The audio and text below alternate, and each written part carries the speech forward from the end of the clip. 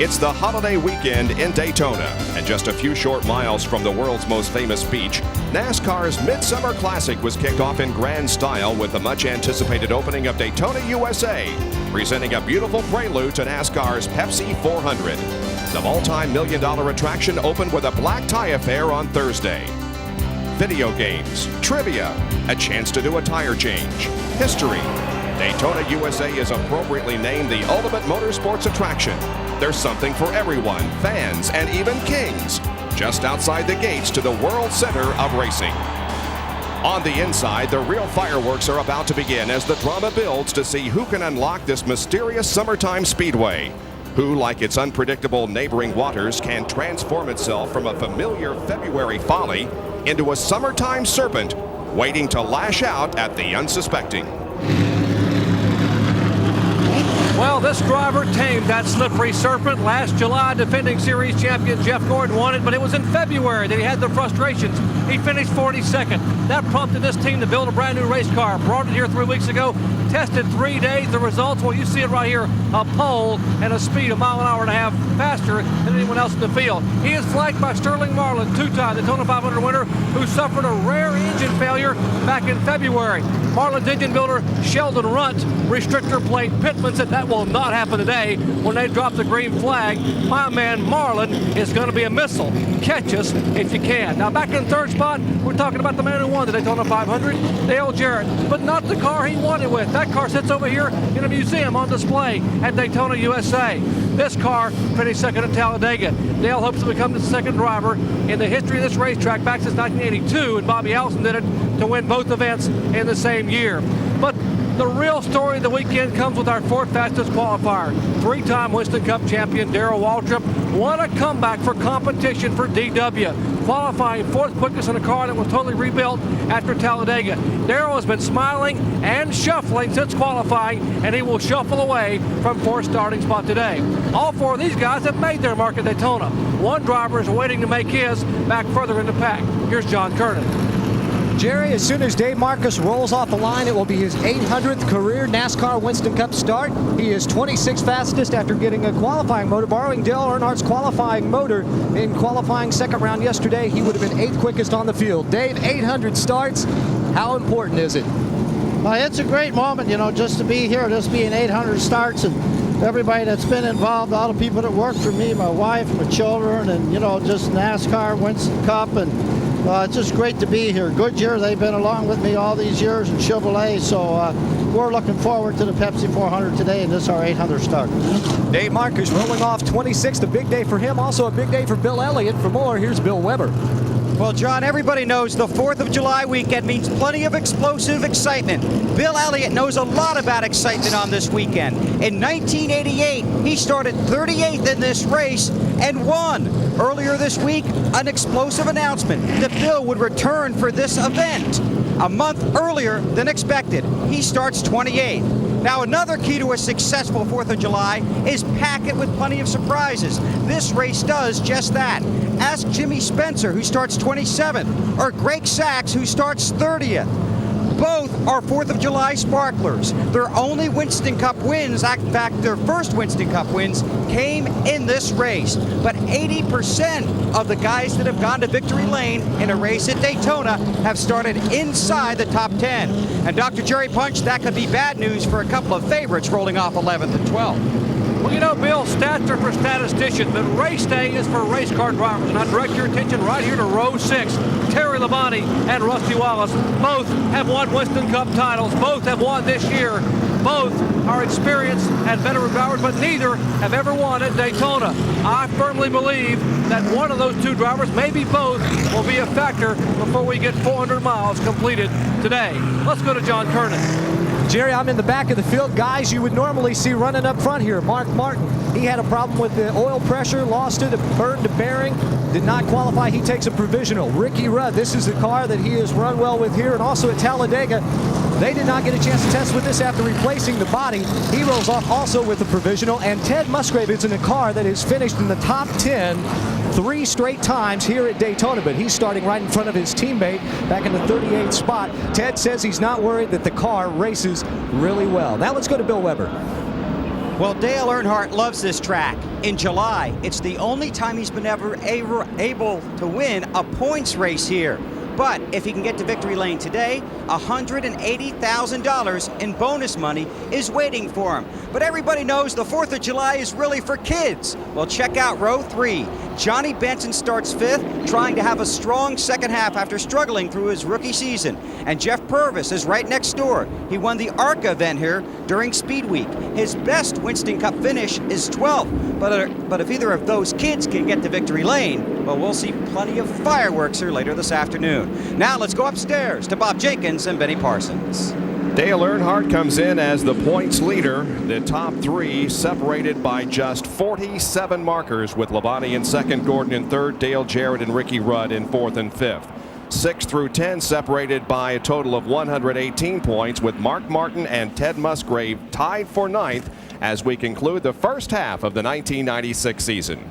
And Benny, you can talk all you want about what might happen here, but these guys have still got to get a hold of this racetrack, and it may be even more difficult because all the rubber has been washed away by the rain. This is a very difficult racetrack at best, but in February it's a totally different racetrack than July. Folks, it's going to be 90 degrees. Very, very difficult for these drivers to get the cars to handle. Jeff Gordon, we said he's 1.5 miles an hour faster than the second fastest qualifier. I don't know if that's a good news or bad news, because Jeff may have left something on the table. He may have a fast race car, but not a race car that will handle 30, 40, 80 laps into the race. We've been plagued by rain all day long, but optimistic that now the cars are on the racetrack and we'll be able to get the green flag in just a few moments and get this 38th edition of the Pepsi 400 underway from Daytona International Speedway on ESPN Speed World. We'll take a break and be back with the starting lineup when we return to Daytona.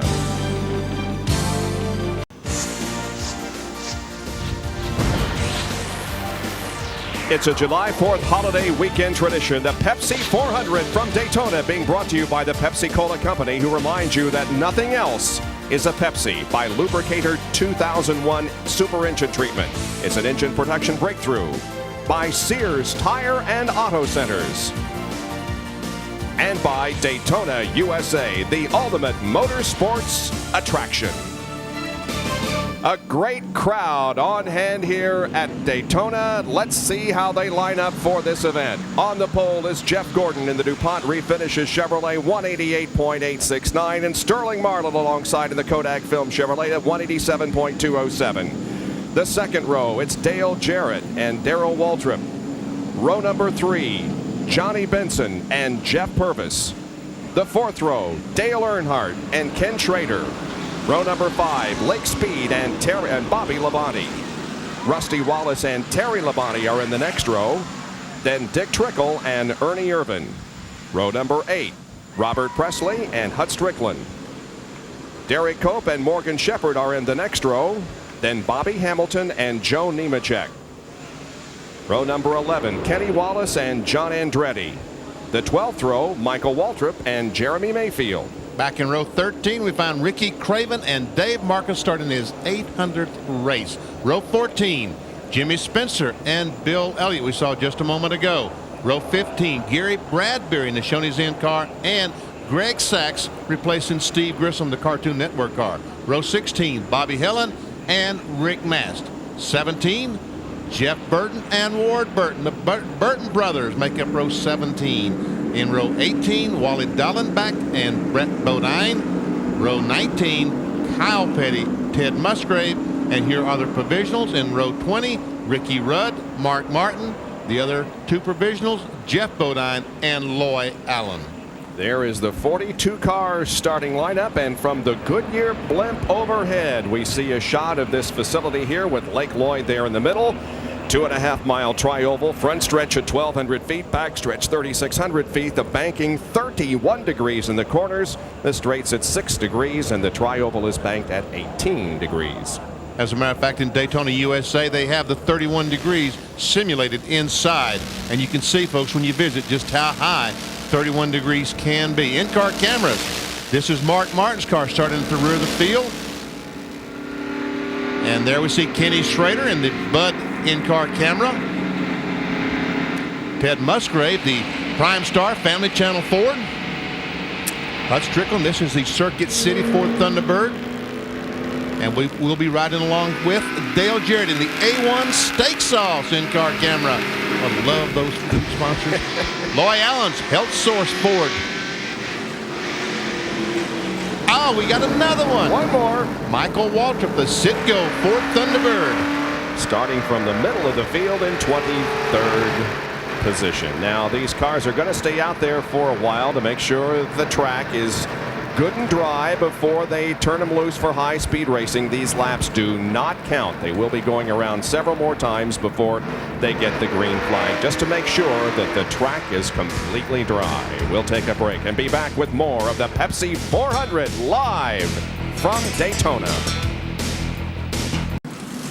Field has still not gotten the green flag. We're just a few minutes away from it. Today's overhead shots are courtesy of the Goodyear Blimp Stars and Stripes, based in Pompano Beach, Florida.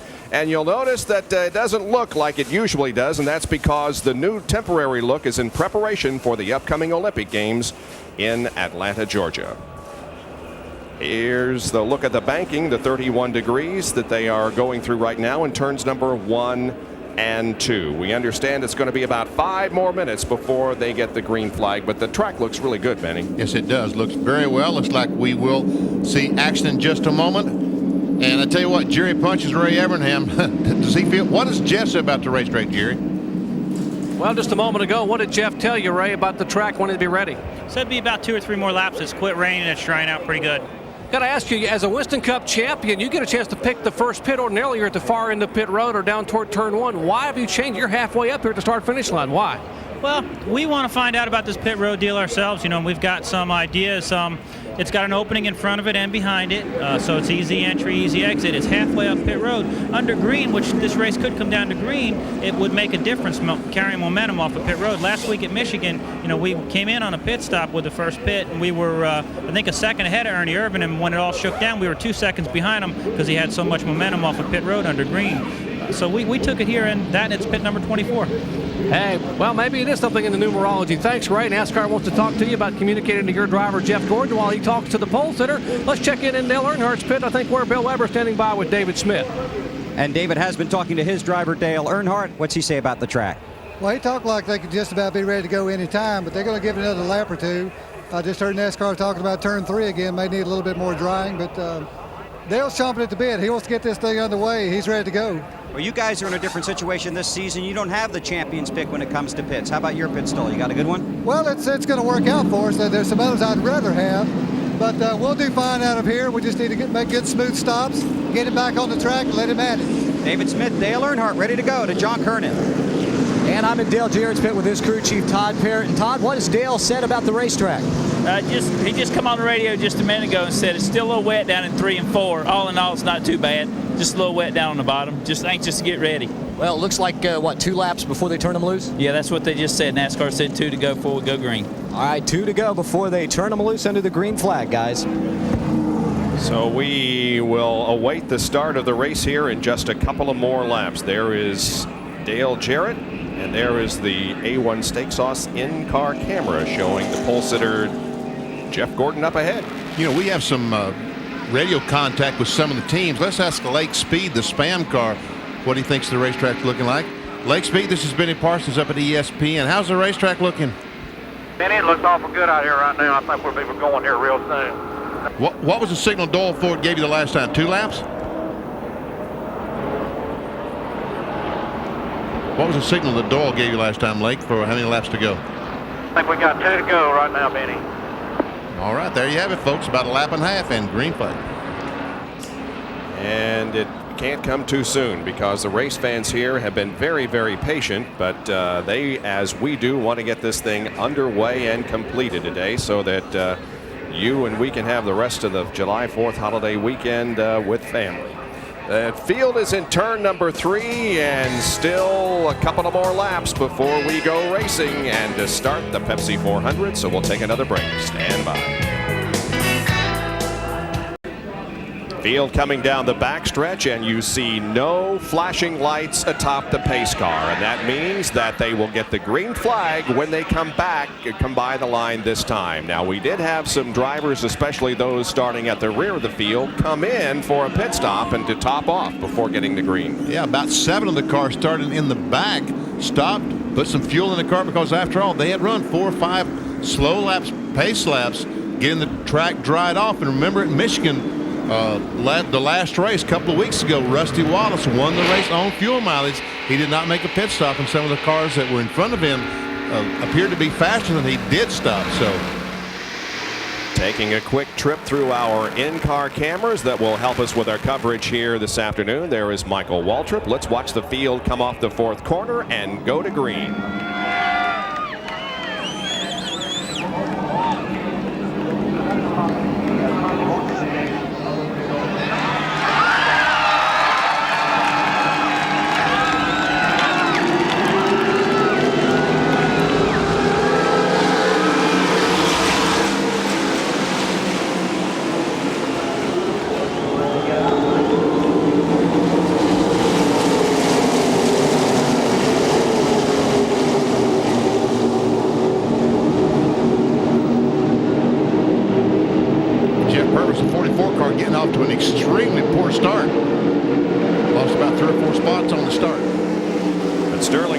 Off to a very good start as the outside front row sitter is in the lead, and they're 4 wide down the backstretch. Dick Trickle almost with the left side tires in the grass as they head for the banking. And I know he don't want to be in the grass because it is extremely slippery down there.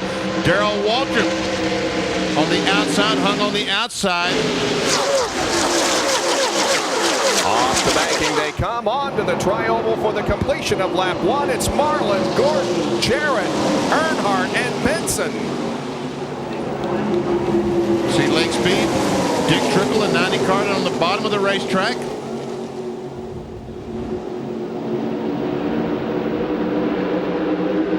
We got about 6 cars single file, and then this 2 abreast. Well, it didn't take them long to get by that camera, did it? At about 185 miles an hour. There, Rusty Wallace down on the inside. Takes a look, can't make it. Terry Labonte, Rusty Wallace following Dick Trickle. Bobby Labonte, or Bobby Hamilton, I should say, up on the top side along with Bobby Labonte.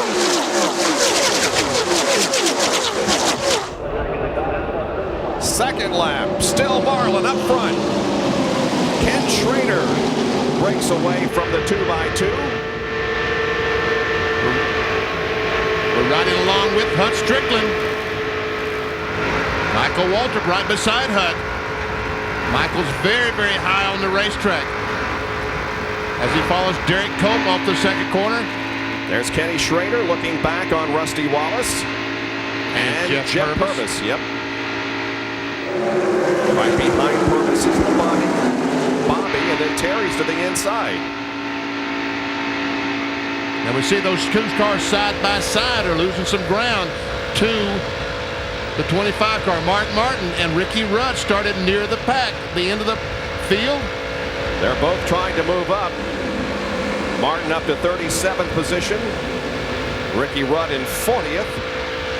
Well, that can't be because Martin is right behind Rudd. Ted Musgrave also starting from the rear of the field today, and there's Ted.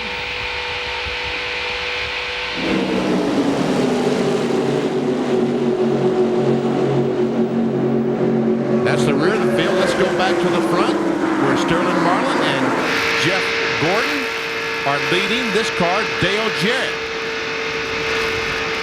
This is turn 4. They exit the corner, and look, big gap of cars behind them. We got about 11 running single file, and then we get back to the 2x2. And the first 2 cars running side by side are Ernie Irvan, Jeff Purvis, then Robert Presley and Bobby Labonte.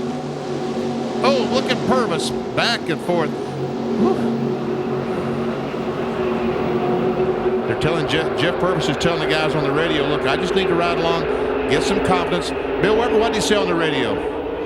He hasn't said a whole lot, Benny, but that's exactly what Mark Reno said. He said he might be a little bit nervous, trying to build a little confidence early, so hanging on right at the front, very fast cars.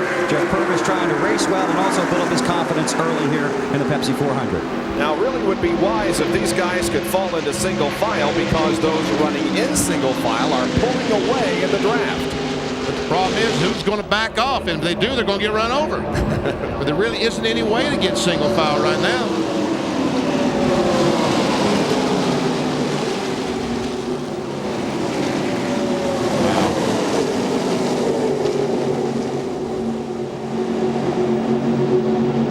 If he goes up the hill, he and Purvis could get in single file. He tried to. Now he's going to move up. But now here comes Presley. There's Jeremy Mayfield and Kenny Wallace running side by side.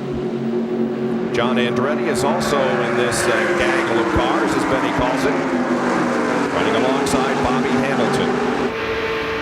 There's the view of Hut Strickland looking ahead to Robert Presley.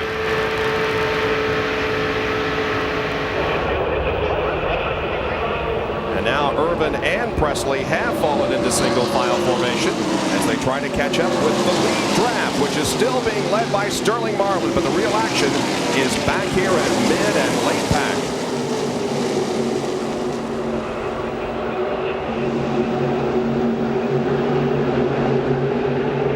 Sterling Marlin continues to lead, then Jeff Gordon, Dale Jarrett, Dale Earnhardt. Johnny Benson's in there. Darrell Waltrip still hanging in sixth spot. And here we see somebody on the inside trying to make it 3 abreast. That is a 21 car, Michael Waltrip. Wally Dallenbach is the meat in that sandwich as Derek Cope is on the high side, but everything gets straightened out by the time they enter the banking.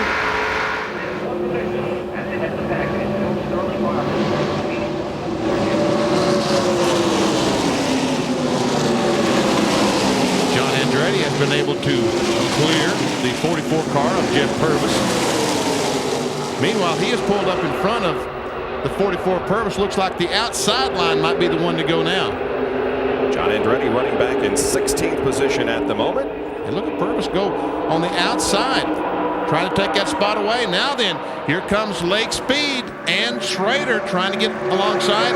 Dick Trickle has been blown back to the outside and has lost 3 or 4 spots as Rusty Wallace and Terry Labonte hook up, try to work their way to the front. Schrader using just a lane higher route there in the corners, but maintaining the draft. And look at this, coming off the onto the tri-oval, off the 4th corner banking. 3 wide down through here. Purvis, Andretti, and Mayfield.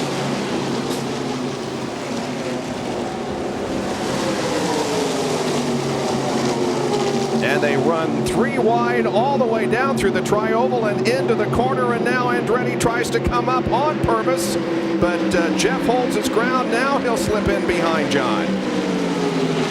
That really was the wisest thing to do, because hooked up together. Now Ricky Craven trying to look on the inside.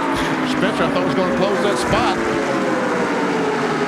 The Napa Field summary will show you where everybody is running here in the early stages of the race, but these positions are changing quickly, especially back in this group. That time when Purvis got in the corner in the 44 car, he had to lift off the throttle. In doing that, Jeremy Mayfield went by, and you can see he's still losing momentum. Ricky Craven was able to get by. Now his car is back up to speed. There is Bill Elliott, who has fallen back to the rear of this pack, running along with Gary Bradbury. Yes, that's Bradbury in the 95 car. So evidently something is amiss with the McDonald's car, because we see Elliott was 35th on the last couple of laps, and now is back in 42nd. Bill Elliott making his return to racing about a month earlier than everybody had anticipated because of the injury that he suffered at Talladega. He missed 5 races, but returns here to action at Daytona, but he has fallen to the rear of the field at the moment. It's Sterling Marlin up front, followed by Jeff Gordon, Dale Jarrett, Dale Earnhardt, and Darrell Waltrip are 1 through 5. After 10 laps of the Pepsi 400, we'll be back with more in just a moment. Stay with us. Back at the Pepsi 400. And Sterling Marlin continues to lead Jeff Gordon and Dale Earnhardt. Then Ken Schrader, Terry Labonte. Dale Jarrett got hung up high in the draft a lap or so ago and has fallen back to 6th position. He was 3rd just a few minutes ago. Well, going to break, he was in 3rd spot. While we're in break, Earnhardt got position on the outside and brought Kenny Schrader, Terry Labonte with him.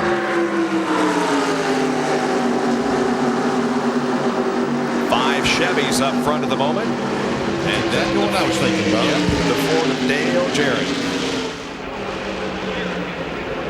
See Ernie Irvin and Dick Trickle closing in on the back of Dale Jarrett.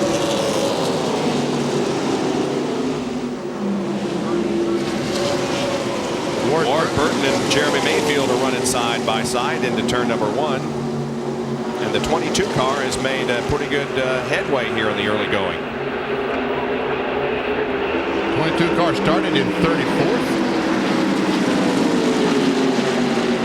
And it's running about 16th. Hey, look at this. Hey, Schrader going by Earnhardt. Earnhardt must have slipped coming off the corner because Schrader has position.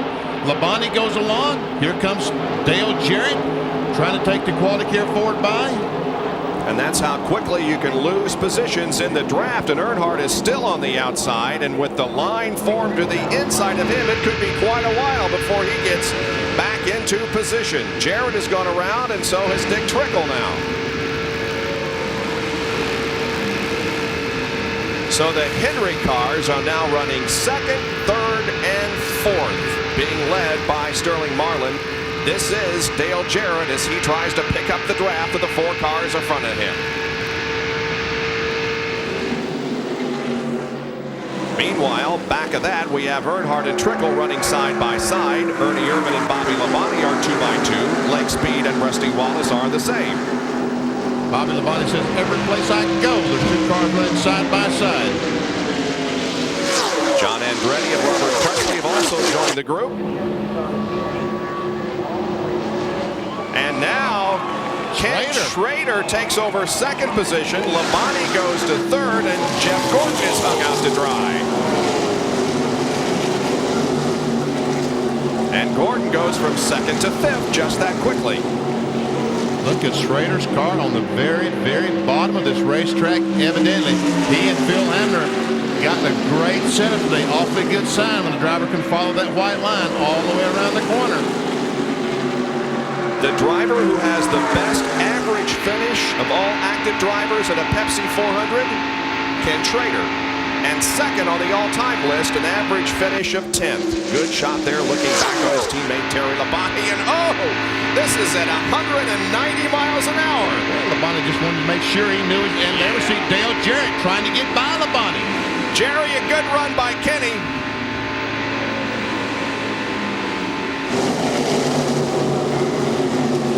Bob, no doubt about it. In fact, this car was dialed in back in February. It's the exact same race car he used to finish 2nd in the 125-mile qualifier and 3rd in the Daytona 500. Remember, they lost a lug nut problem at Talladega, cost them a lap. That's why they finished back in the pack there. But this is a very brand new race car they wanted to keep for Daytona primarily and Talladega if needed. They said this car could win at Daytona, and that win could come today.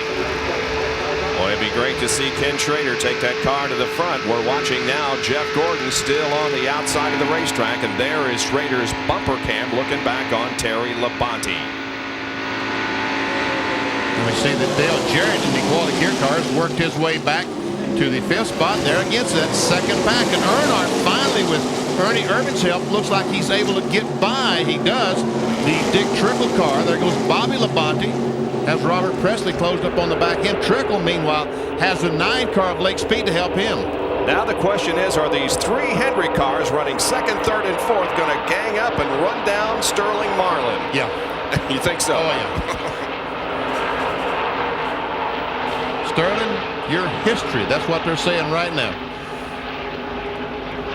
When they have the thought in mind of running behind him at this stage of the race and being a little conservative on fuel. I don't think so, because these cars can probably run 120 miles, 125 miles on a tank of fuel with the restrictor plate that their cars are using here. There we go, Schrader on the inside, trying to take the lead in turn 1. And he he's going to do it. Terry Labonte heads to the bottom also, along with Jeff Gordon. They are going to gang up on Sterling Marlin, but Marlin, amazingly, is able to hold his own outside of the draft. Don't tell me Labonte is going. No, he's not going. I thought for a second he was going with Sterling Marlin.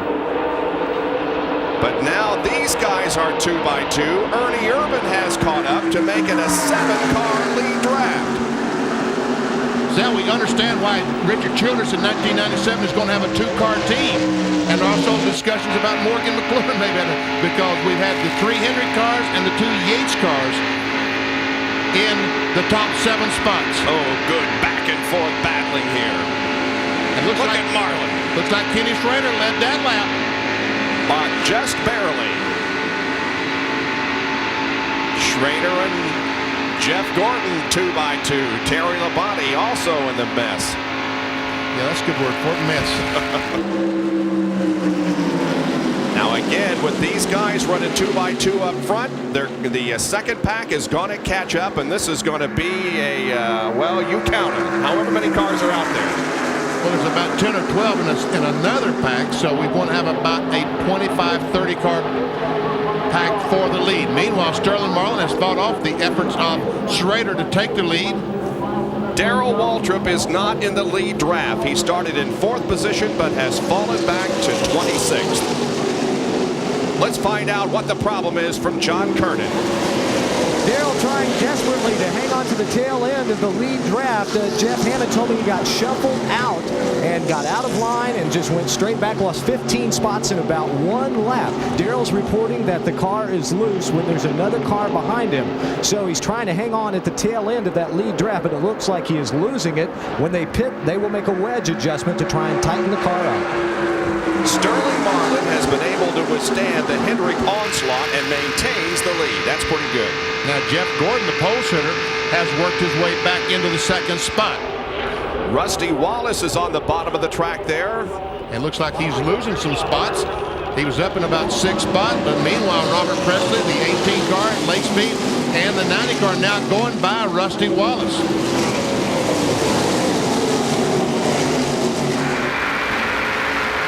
Right behind Rusty is Michael Waltrip in this Sitco Ford for the Wood brothers.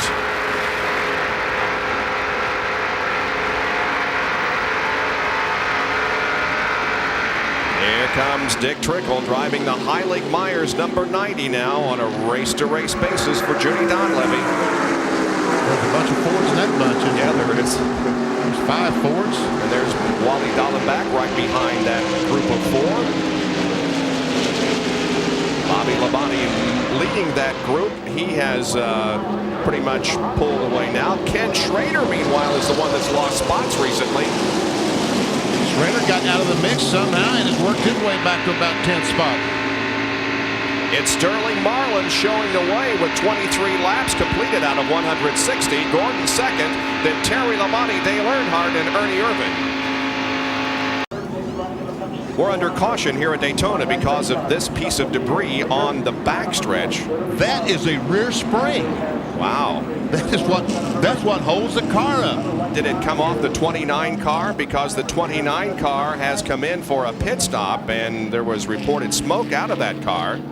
Well, he looks okay. If he loses the coil spring, it's going to smoke because the tire is going to drop down on the sheet metal, or the reverse, the sheet metal is going to drop down on the car. Well, the track officials are there. Meanwhile, while that was happening, as they were coming down to get the caution, Dale Earnhardt almost wrecked. Watch this.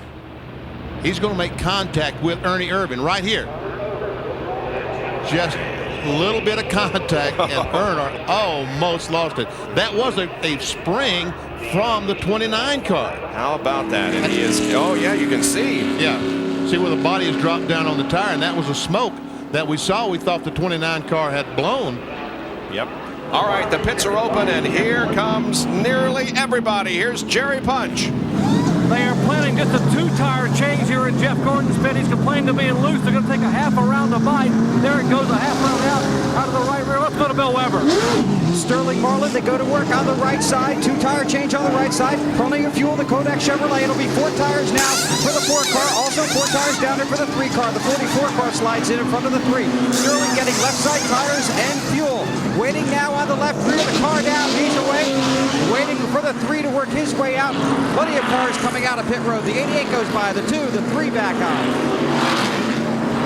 Not a single car remained on the racetrack. Everybody came in for a pit stop, and now they make the shuffle. Never seen Darrell Waltrip leaving the pits. Kenny Wallace, Ricky Craven, Bill Elliott, and Jeff Purvis. Johnny Benson among the last to leave. Morgan Shepherd is still on pit road along with Dave Marcus. The 29 car of Greg Sachs has gone to the garage area because of that spring that came out of the car. We'll be right back. The yellow flag is still being thrown over Daytona International Speedway. 33 cars in with damage. Jerry Punch, you down there? Yes, we are, Bob. He was exiting the pits after a 4-tire change and apparently got into another car as he was leaving pit road. That's Andy Petrie, the team manager and crew chief, called Robert Presley back in. They've taken the right front tire off and now trying to beat some of the sheet metal back away. The spotter said they had a tire rub. Then they drop it out from under the jack and they make sure the car will turn right and left, and Presley is down and away. Let's go to Dale Jarrett on his pit stop. He had complained that the car was just a little bit tight, so they made a track bar adjustment to try and loosen the car up. It was 4 tires. It was a fairly routine stop, although he did have just a little bit of trouble getting out of the pit. The 8 car was in front of him, but DJ lost some spots in here on pit road, but there were no real problems. And we're less than a half a lap from the resumption of that race. There is Dale Jarrett. And I don't know how in the world Hut Strickland had left pit road almost last, and he was up front, but had a slow pit stop. I guess changed 4 tires. Some of the other guys changed 2 tires. John Kernan has an update on Hut. Before the caution, a few laps before that, Hut had radioed in and told his crew that the engine had just lost power, and he flipped the switch to change ignition, and all of a sudden things picked back up, so it must have been an ignition problem. He said he was back to full power and the car felt pretty decent, but they needed that caution flag so they could get caught back up with the field. But Hut seems to be okay right now. Let's go to Bill Weber. Sterling Marlin very happy with the Kodak Chevrolet as the green flag comes out. Jeff Gordon leads him back after a 2-tire stop, but 4 tires for the 4, the 3, and 3 crew chief David Smith told me they took 4 now because if they need to stop under green, it'll probably be 2 tires. So Jeff Gordon has the lead as we go back to racing, and Lake Speed is running in 2nd position.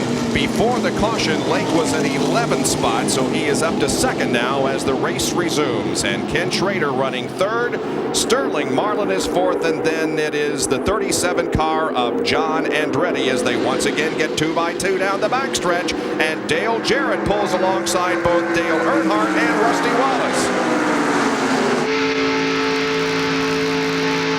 Labonte going by the Dale Jarrett car, trying to go by on the outside.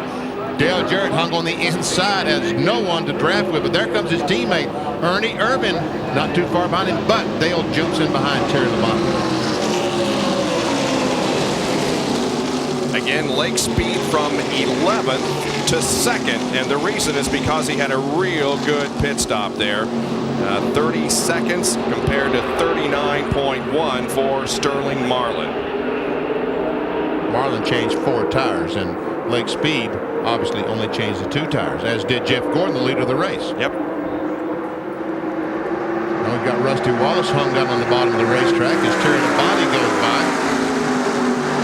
Track position, very important. Lake Speed went with it.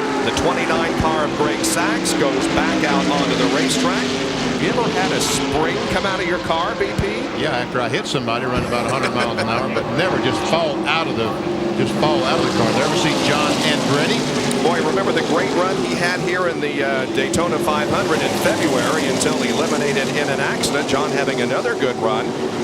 Something happened to Schrader. Oh, yeah. Kenny Schrader went down in the corner. Andretti goes blowing by. Labonte goes blowing by on the outside. That's Bobby.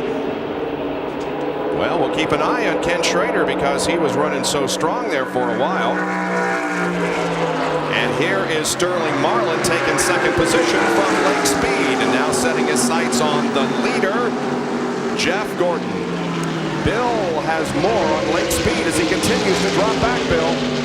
Well, they were very happy. I just talked to his crew chief. They were happy to the 2 tires stop, and they said the car is fine. They just wanted to put 2 on in the fuel and send it back out. So they weren't overly worried a few minutes ago, but they might be pretty soon.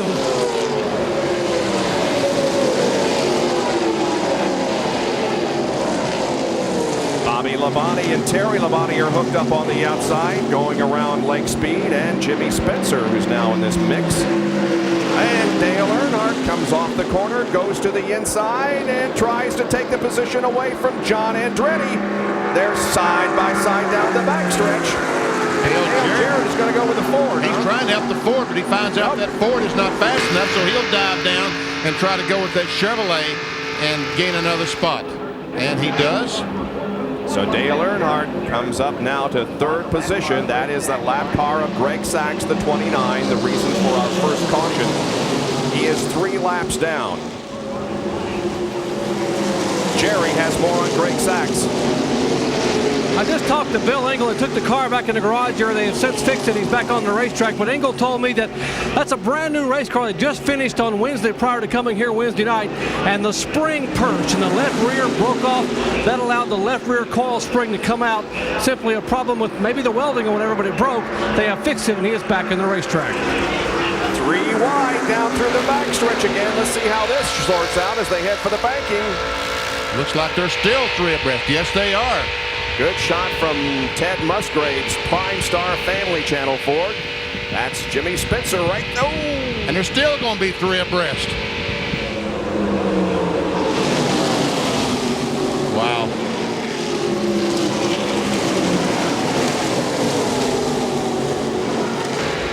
And from Mark Martin's perspective, he's up to 13th after starting in the rear of the field.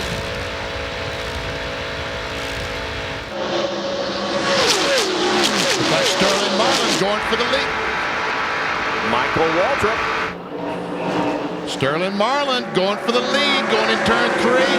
Man, is that thing strong. That Kodak Film Chevrolet is so strong. And meanwhile, Earnhardt is going to tag along and blow by Jeff Gordon. And probably Dale Jarrett will come along too. John Andretti trying to catch up to the group. Andretti with a strong performance here in the early going as Earnhardt and Gordon are side by side through the tri-oval. Bill Weber has more on this great run from the Morgan McClure team and Sterling Marlin. Well, they're all smiles down here in the Kodak pit. A lot of guys slap and run Pittman, the engine builder, on the back. But earlier when they were running in teams, you had the Yates team running together, and you had the Hendrick team running together. Well, you were going to see a new team. It was going to be McClure Childress, because the 3 and the 4 wanted to hook up, and that way they'd be their own little team to compete with these other multi-car teams. And guess what? They're going to the front. Let's go further on down pit road.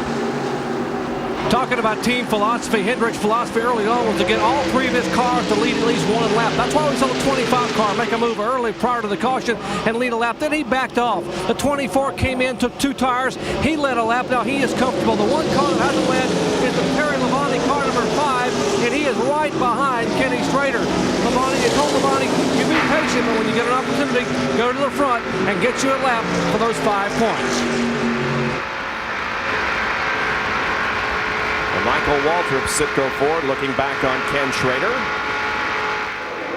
A shuffle up in the lead. Dale Jarrett has been able to get by Dale Earnhardt, take over the 2nd spot. So now, he talked about in the pre-race, this is the place he wanted to be. He wanted to be the meat in the sandwich between 2 Chevrolets. If Earnhardt's going to get to the front, he's got to use Dale Jarrett's Ford to do it. Sterling Marlin leads Jarrett and Earnhardt. And Jeff Gordon. John Andretti, the top 5 here. 35 laps out of 160 have been completed. We'll be back with more live coverage of the 38th running of the traditional July 4th holiday race, the Pepsi 400 from Daytona. Welcome back to Daytona International Speedway and the Pepsi 400. Jeff Gordon has slipped back considerably here just in the last couple of laps. He got out of the draft, and he comes by back in 9th position. And up front, 5 cars running together, but still Sterling Marlin is the leader, but Dale Earnhardt is now hung out to dry, and Kenny Schrader, who we saw dropping back earlier, is now up to full speed again. Yeah, if you were feeling sorry for Kenny Schrader, don't, because it looks like his car is running as well as anyone's now. He and Terry Labonte working their way past Dale Earnhardt, taking over 3rd and 4th spot. That's going to help the next pack, which is being led by John Andretti. Here he comes along with Michael Waltrip and also Jimmy Spencer and Jeff Gordon. And then behind Gordon is 2x2, Ernie Irvan and Ward Burton.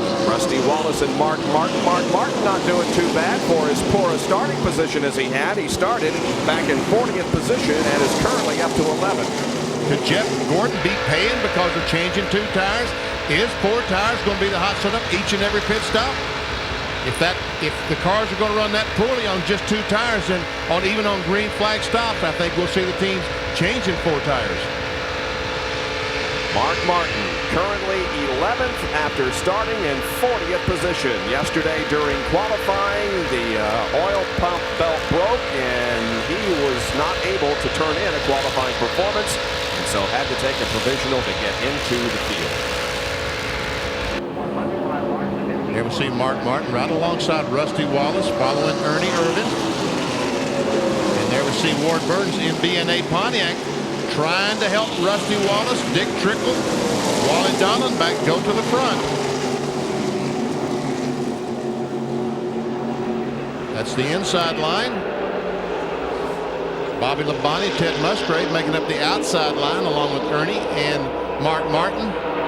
Here's another Napa Field summary for you. Watch for your favorite driver. Terry Labonte is on the move now, coming up to 3rd place. Behind Sterling Marlin and Dale Jarrett. Sterling Marlin, by the way, is leading his 13th consecutive Daytona race. They call him the restrictor-plate king, and he's showing it here today. So you understand why. So Ward Burton back in 12th spot. He started in 34th. Mark Martin now in 12th spot. The 22 cars moved up another spot. Mark Martin started in 39th spot. Jerry, what's the problem with Jeff Gordon that he's fallen back? Well, Bob, prior to the pit stop, he had complained his car was getting loose, and they decided to come in and make a track bar adjustment on that pit stop, but they only put 2 tires on instead of 4, thinking maybe the track bar would tighten the car up. Well, the 2 tires didn't work, and the car has gotten very, very loose. Just last time by, he told crew chief Ray Evernham, it is so loose out here, it's hard to handle in the corners. All right, so Jeff Gordon with a bit of a struggle right now, needs to come in and perhaps get another set of tires and get the handling problem corrected. Ernie Irvan comes up right behind him now. 9th and 10th, Gordon and Irvan.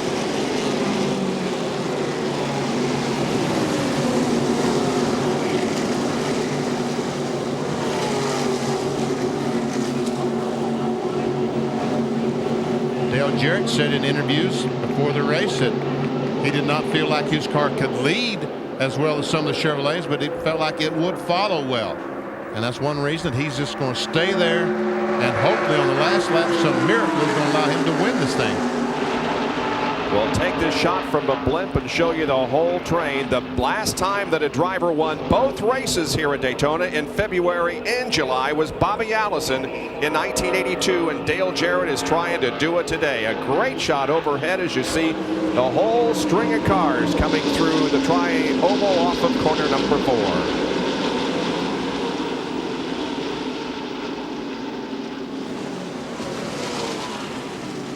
Boys, there's going to be some excitement at Darlington when we go there on Labor Day weekend for the Southern 500, because Dale Jarrett could win $1 million. Going for the Winston Million. I guess the last time anyone went for that was Darrell Waltrip in about '89, I think it was. Here's Ernie Irvan on the bottom side of the racetrack. Trying to get by Ward Burton. Jimmy Spencer, the Smoky Joe car, has a good run going today. Sure is. He's a former winner of this race, won his first NASCAR Winston Cup race. Boy, Ernie is all alone down there, isn't he? Well, now Rusty's going to move down with him. Try to help him out. Ernie Irvan running back in 10th position, and side by side for 11th is Rusty Wallace and Ward Burton. 115 laps to go here at Daytona. We hope you're enjoying your July 4th holiday weekend. We're glad you could join us here at Daytona. ESPN Speed World welcomes you live to Daytona Beach, Florida on the Pepsi 400. It is being brought to you by Quaker State, the motor oil that exceeds the highest standards for engine protection. By Pontiac, proud sponsor of the 1996 U.S. Olympic team. We are driving excitement. And by Firestone, America's tire since 1900.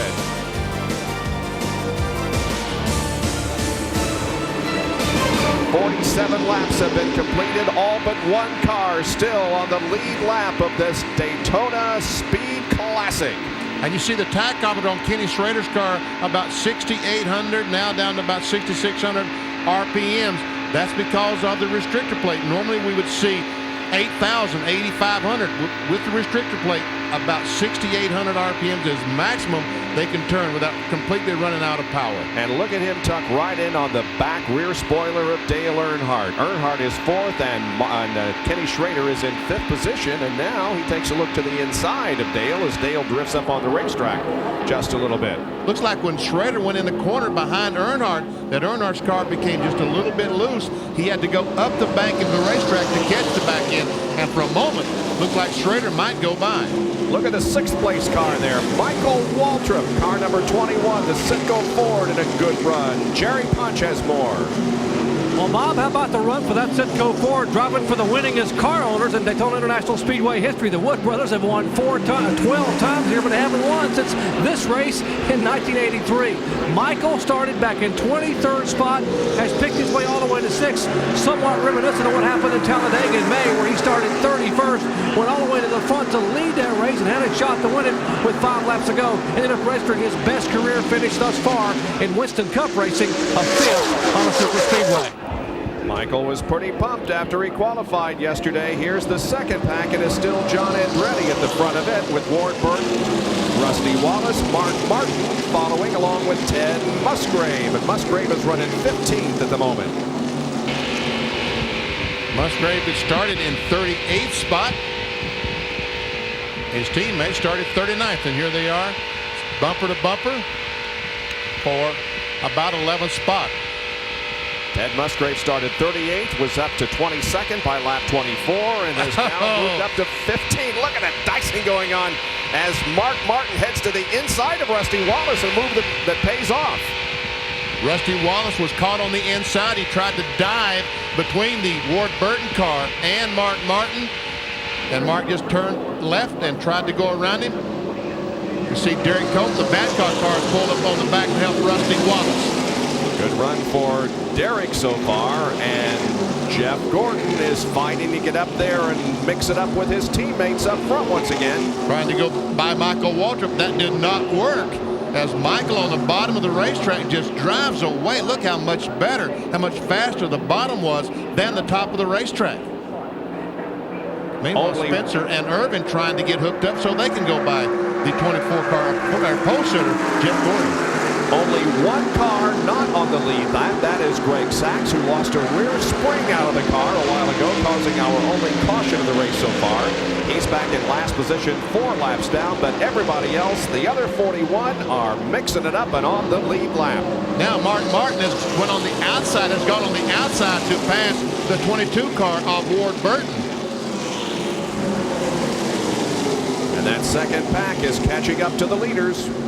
Here's another Napa Field summary. The numbers in parentheses indicate where they started. So you can see that Michael Waltrip from 23rd to 6th and Spencer from 27th to 8th. The 94 car of Bill Elliott is coming in for a pit stop. The McDonald's Ford has arrived at his assigned area. John Kernan is there. They're raising the hood.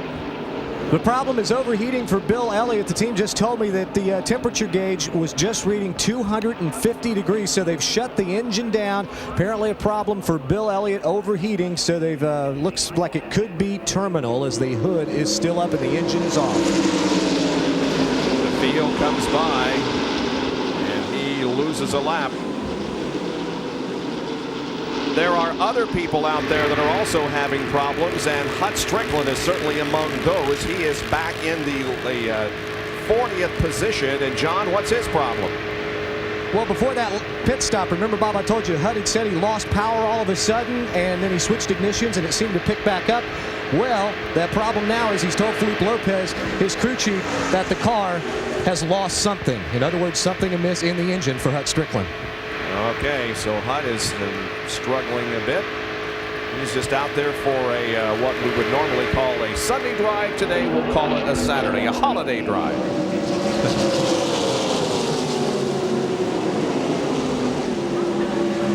Seven cars are up in the lead draft, and then just a little bit of racetrack back to the second group. Sterling Marlin continuing to lead the race. Dale Earnhardt again heads for the high side of the racetrack. And here comes Kenny Schrader and Michael Waltrip below him.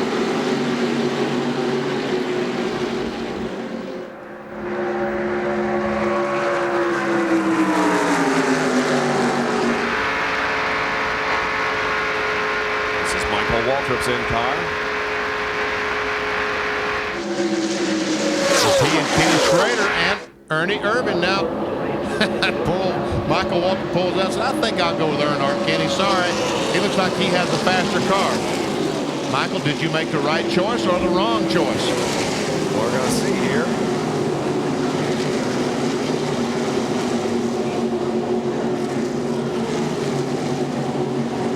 Jeff Gordon is going to come to the bottom. And look at Spencer. He has got that high groove working.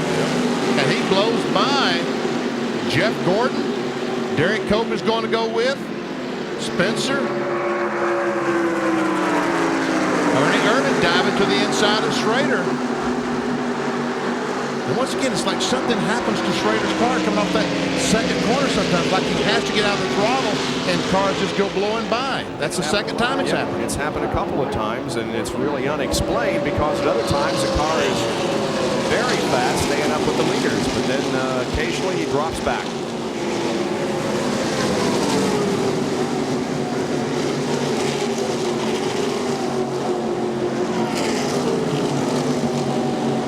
Just a little over 100 laps to go in this race. Sterling Marlin. The Kodak Film Chevrolet is leading over Dale Jarrett, Terry Labonte, Dale Earnhardt, and Michael Waltrip. We'll be back with more live coverage from Daytona in a moment.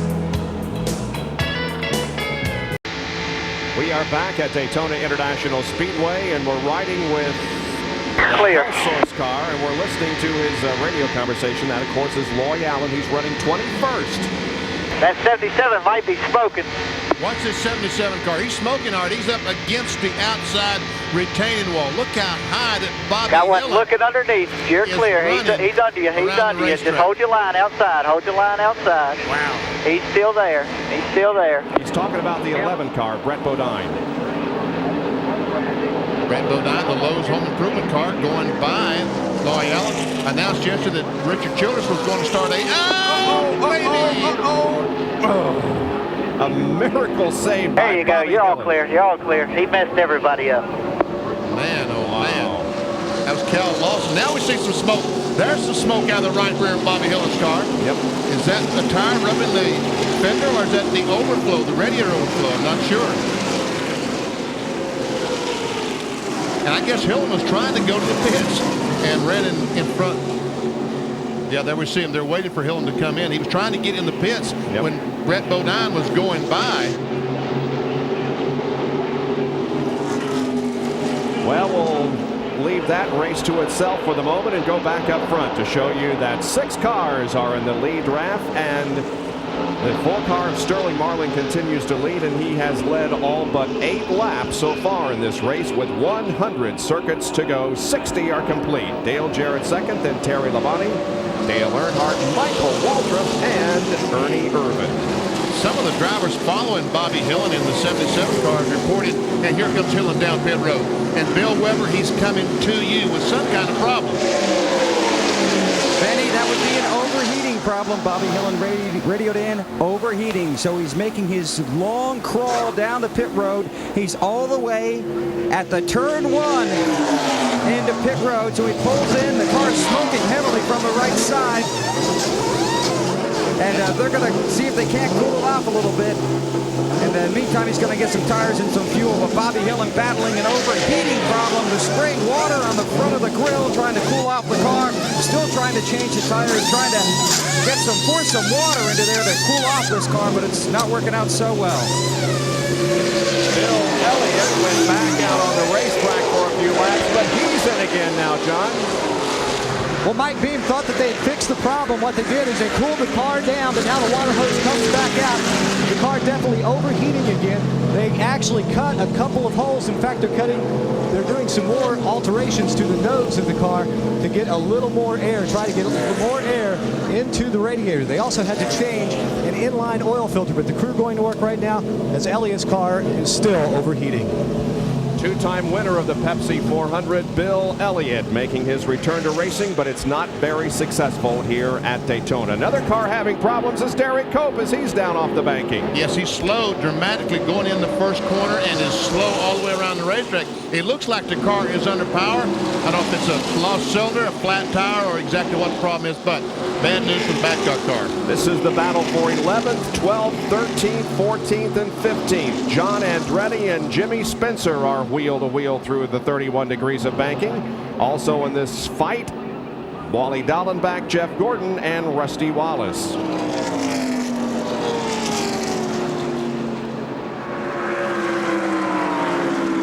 Wally Dallenbach had a great run here at Daytona in February. Here's a replay. That's when Hillin appeared to be trying to go to the pits. Yeah, he was trying to get to the pits and turned down right in front of Brett Bodine, made contact, and Hillin, I thought, was going to spin right directly in front of the entire field.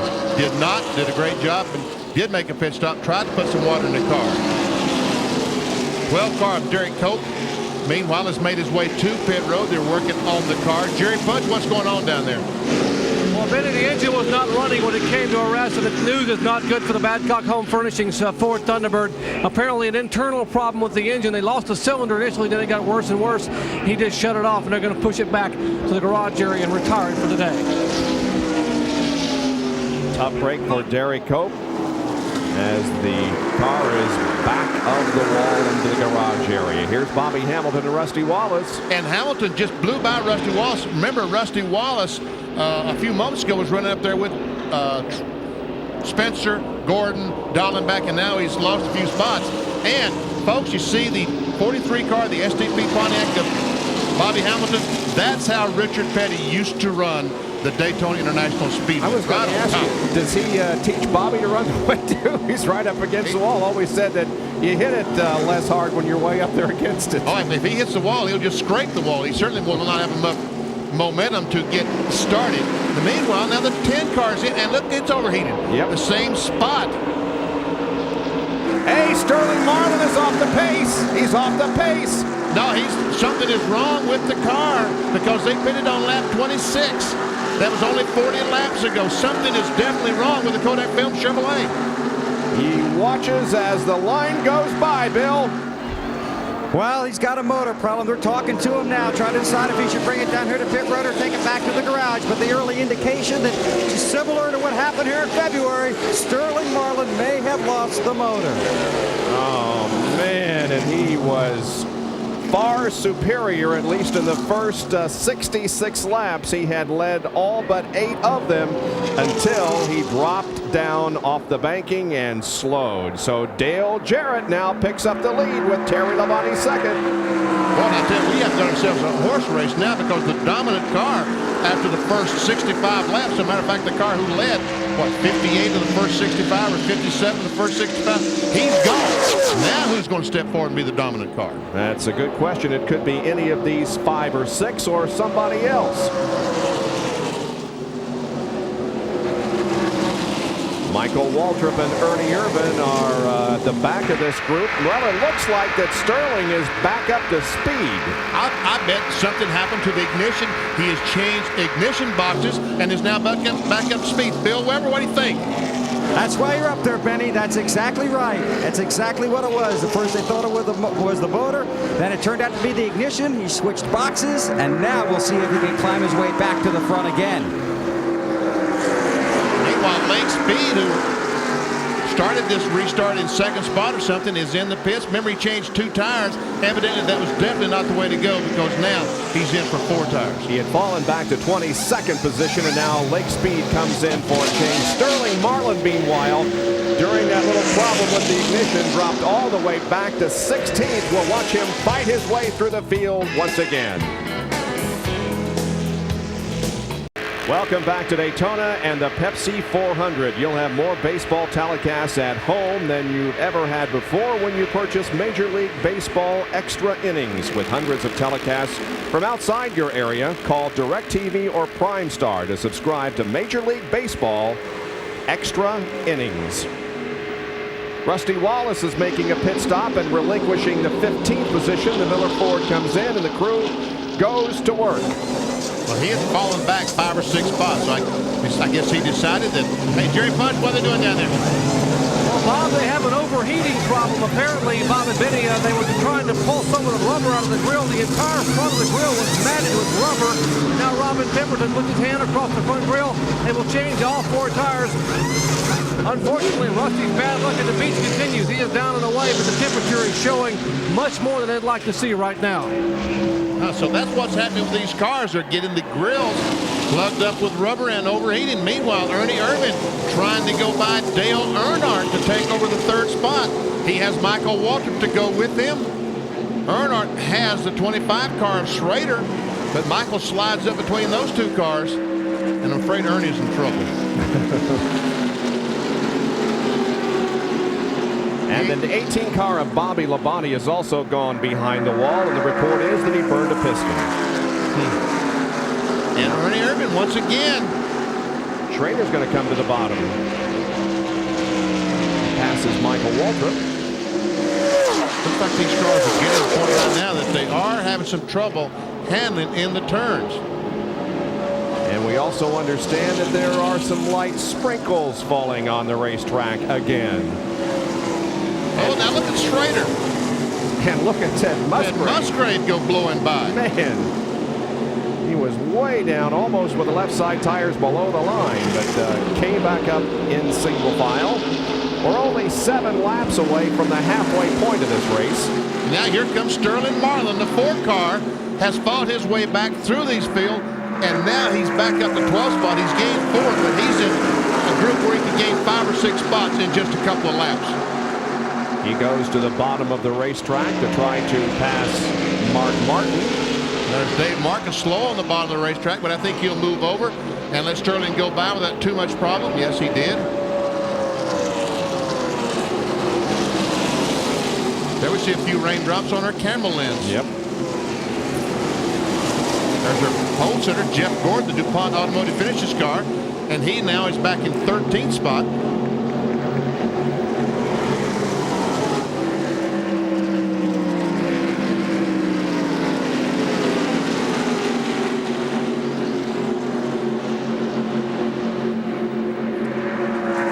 Don't count Sterling Marlin out of this race yet. There goes Jeff Gordon to the inside of Ward Burton, and he picks up another spot. Jeff goes to 11th. Jimmy Spencer right on his rear wing. There's Sterling up to 8th position. And the AutoZone on-track interval. Now that he's got that ignition problem figured out, he is on the charge. Look at the laps he's turning compared to Dale Jarrett, the leader of the race, and he's cut the interval from 4.6 seconds on lap 69 to just 2.3 seconds on lap 73. Well, he's cut the interval exactly in half in just 5 laps. So Sterling Marlin, yeah, we don't count him out because he certainly can win the Pepsi 400. And Jerry is with Bobby Labonte. Well, Bobby has climbed out of the Interstate Battery Chevrolet. Bobby, they're working behind him. What happened? I believe it burned a piston. Looked like there's a lot of aluminum on the spark plug on the right side cylinder. So I don't know. We're going to look at it, see what we can do. Get the Interstate Battery Chevrolet out there for points. All right, Bobby Labonte currently 13th in the points, just 12 out of 12th place, and this DNF would really hurt him, Bob. Yeah, it sure would. We hope that Bobby can get back in the race. They're the top 4. Earnhardt using a much higher line than everybody else. Yeah, it looks like the car is starting to slip, and it's been 50 laps now since these cars treated and changed tires. So They are going to need. We see Sterling Marlin moved up to 6th spot, just 1.32 seconds behind Dale Jarrett. Now 1.17, getting closer and closer. And that's what 1.7 relates to on the racetrack. You saw the interval there. Jarrett up front, and there is Sterling Marlin back in 6th position behind Michael Waltrip.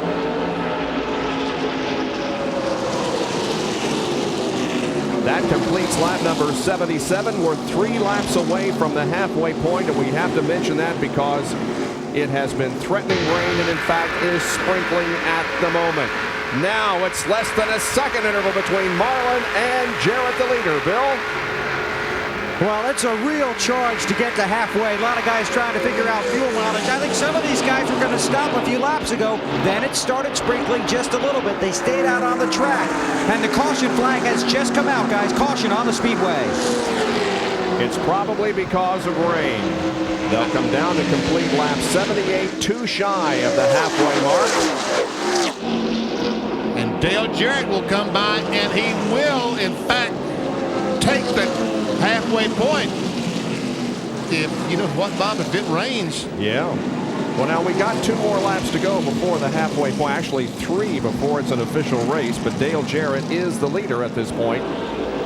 But is he going to dive in the pits? Aha, good question. Is he going to dive in the pits? And does these teams have enough fuel to run 3 or 4 more laps, even on the caution flag? But if they come in and the race for some reason, and I don't think it's going to be, but if it is postponed the rest of the way by rain, they'd be giving up a possible victory. Well, let's see what happens. The pace car has picked them up. And Jerry Punch, what do you think? What are they saying down there? Well, Bob, they don't have much choice according to calculations. I'm down here in the Hendrick pits. I walked over to the Citgo pits of Michael Waltrip. They pitted on lap 26. By their fuel calculations, lap 78 to 81 is all they could go, and it's going to be on fumes at lap 80. If they try to make it past that, they're going to have to push it back, so they're going to have to come in and put fuel in these cars. All right, this will be the completion of lap 79 when they come around, and so we will undoubtedly see a lot of activity on pit road this time. I think the sky is light enough that they'll pit, Bob, because even if there are sprinkles, I think we'll be able to get this race restarted. But again, it looks like the sprinkles have stopped right now. Yeah, it's kind of an off and on thing, but it does not, the sky is not black so as to indicate a major storm coming that would really wet things down. It's just a sprinkle that passes over now and then. Let's watch the field come off of corner number 4 and onto the straightaway, and there is an indication of how much it's raining from Ted Musgrave's onboard camera. There certainly are a few raindrops on that lens. Let's see. We'll clean the lens. All the cars are going in the pits.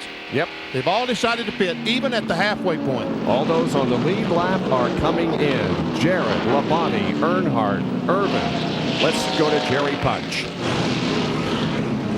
88, 5, and 3 on your screen. You're watching a Ford and 2 Chevrolets.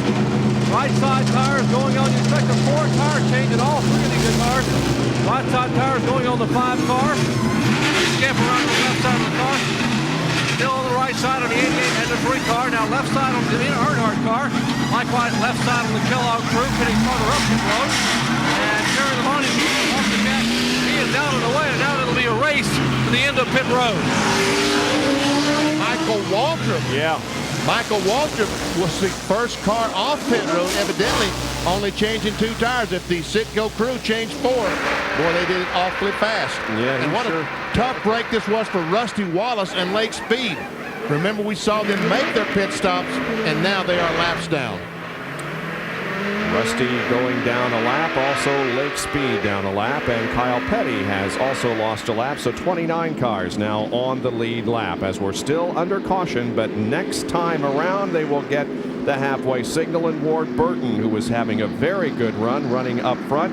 In fact, he was in 11th position, now goes behind the wall. They're going to try to figure out what's wrong with that car. ESPN Speed World live from Daytona Beach, Florida, and the Pepsi 400 was supposed to be well over by now. We were supposed to go at 11 o'clock this morning Eastern time. The race started at 2 o'clock because of rain. We are exactly halfway through.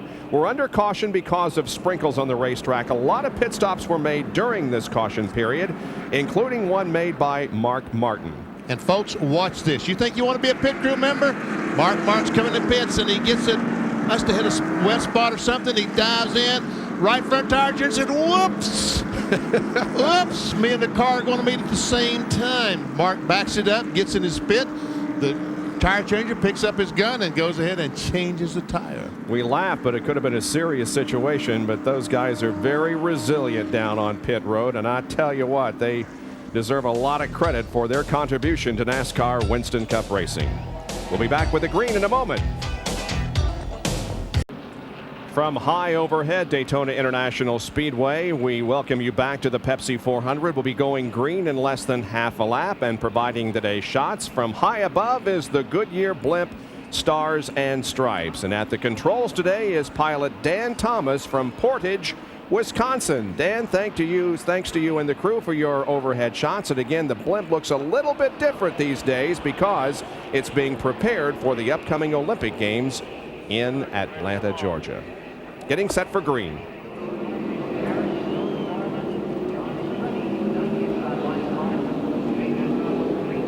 Loyal and Rusty Walsh. Cars down.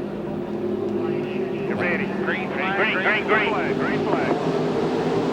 Rusty, Loy Allen, Lake Speed laps down to the lead of the race. The red car on the outside, Michael Walker to 21.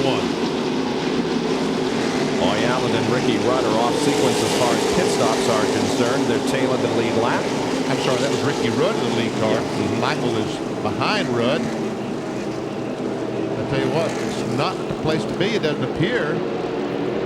Yeah, Michael's got a real problem right now. He is hemmed in with no place to go. Here comes somebody. That's Jarrett, isn't it? Looks like Jarrett trying to get by. They're going to make it at least 3 wide. And Sterling Marlin goes by on the outside, and Rudd goes up the hill. Whoa, does he go up the hill?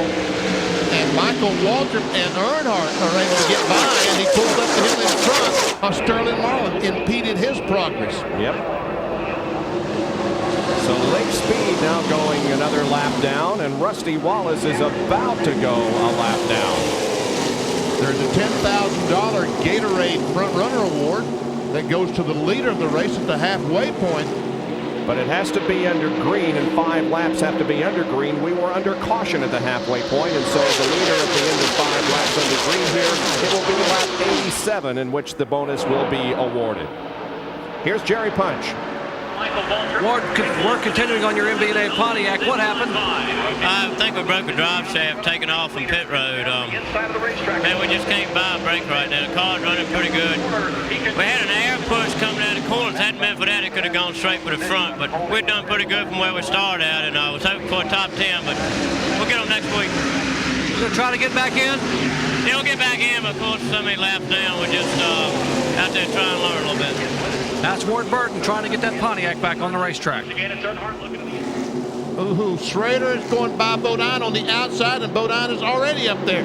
And Loy Allen blows by on the inside, and Jeff Bodine, the QBC car. All right, he's outside.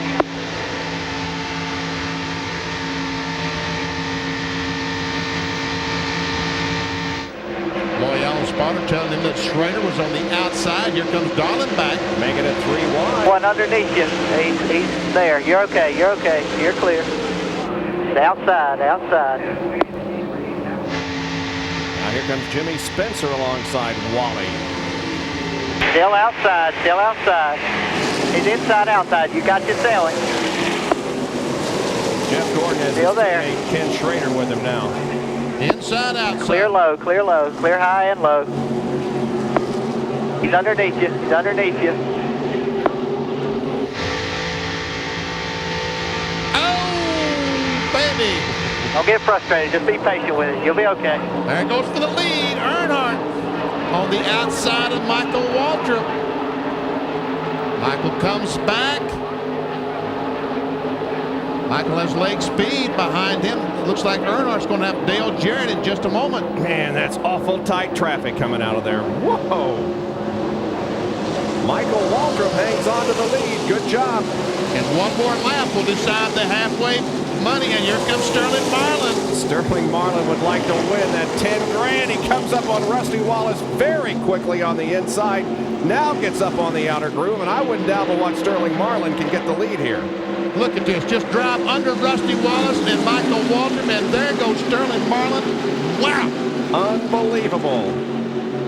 An ignition problem has been solved. Sterling Marlin has put himself back at the front of the field and is just as strong as he ever was.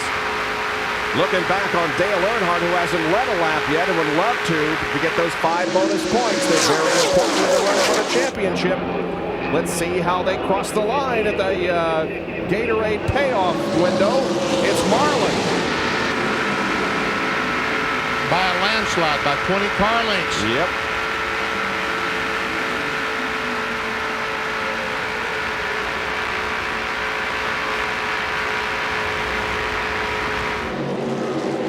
Bill Weber has won. Sterling Marlin. Well, this Kodak camp is definitely Sterling's cheering section. In fact, that lap, while they were going down the backstretch, Tony Glover checked with the NASCAR official. Is this the lap for halfway? He goes, this is the lap. He got on the radio, and Sterling shot up there and picked up that paycheck last time across the line. They're having a great day down here. They're real optimistic, and they have good reason why. Yeah, they do have a great reason. Meanwhile, Rusty Wallace not having such a good day. He's a lap down in the meat and the sandwich. Yes, he is. He's got problems on both sides of him. And you would have to mention food. It's past my snack time.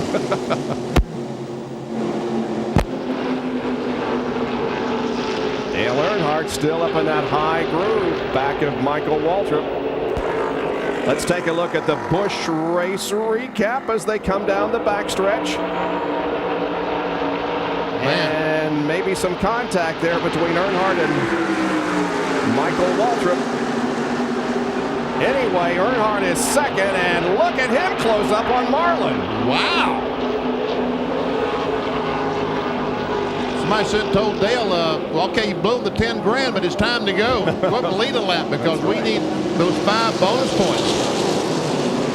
Ken Schrader and Ted Musgrave are side by side while Jeff Gordon looks on. Looks like Kenny may be where he shouldn't be. This is from Schrader's in-car.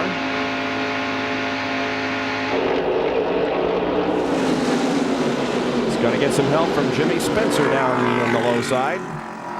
Jimmy Spencer, Mark Martin, and is that Dale Jarrett all the way back in about 11th position? Spot. Yep. Wow. Well, and we speculated that there was some contact between Michael Waltrip and Dale Earnhardt. Was there? Let's see. Boom. Uh-huh. I think we can say that's a definite maybe. Yeah, I think so too. Jarrett down on the low side now, trying to get by Mark Martin. There goes Dick Trickle, who's having a good run. He's 15th.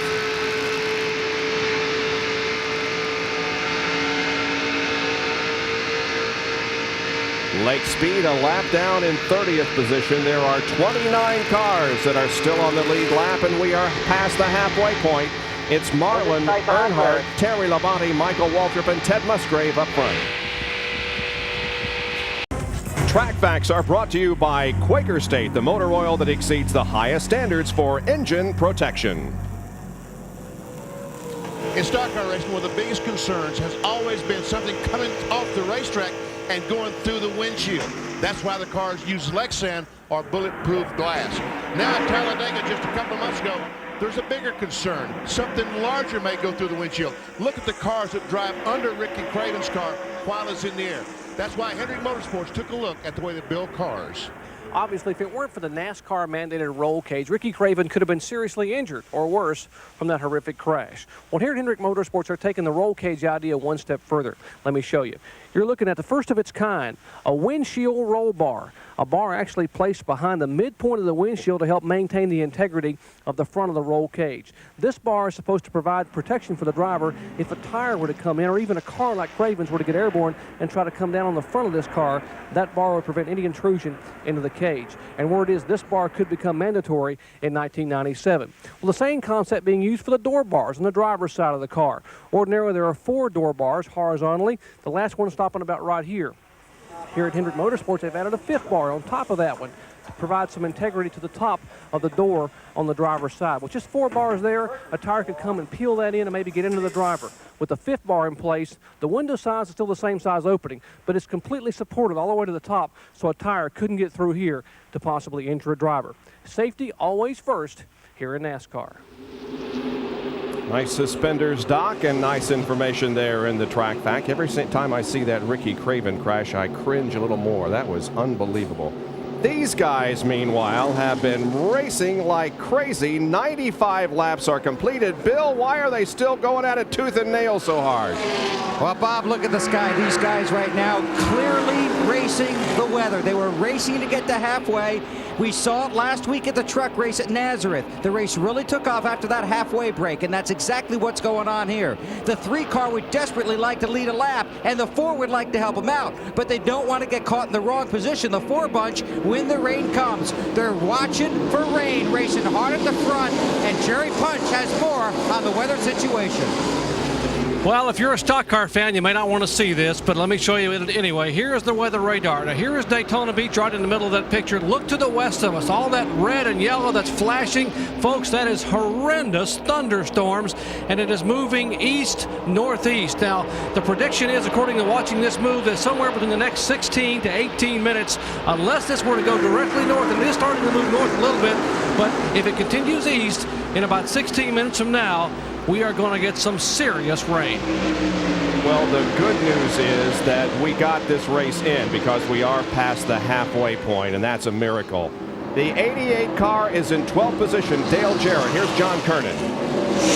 Dale Jarrett has fallen back. Remember, he was leading whenever the caution came out for the last little bit of rain. But now the car has developed a push. He goes into the turns. The front end just wants to go up toward the wall. So Dale Jarrett has a handful right now. They're hoping that maybe they can get a caution, make an adjustment, get him back out there and finish this race at least all 400 miles. So then they might have a chance. They don't like that news about the rain coming in about 15 to 18 minutes. Well, of course, Dale Jarrett is 4th going into this race in terms of the point standings. The top 3 are all in this little group of cars. Dale Earnhardt, number 3, the leader in points. Terry Labonte, number 5, second in points. And Jeff Gordon is 3rd in the points, and he's right now running in 5th position. And the Hendrick cars are lined up in a row. Yeah, they are. The Hendrick cars are lined up 3rd, 4th, and 5th. So there goes Labonte down on the inside. That means that should be Schrader and Jeff Gordon signaled go with Labonte. Schrader is down there. The 25 car is there with him.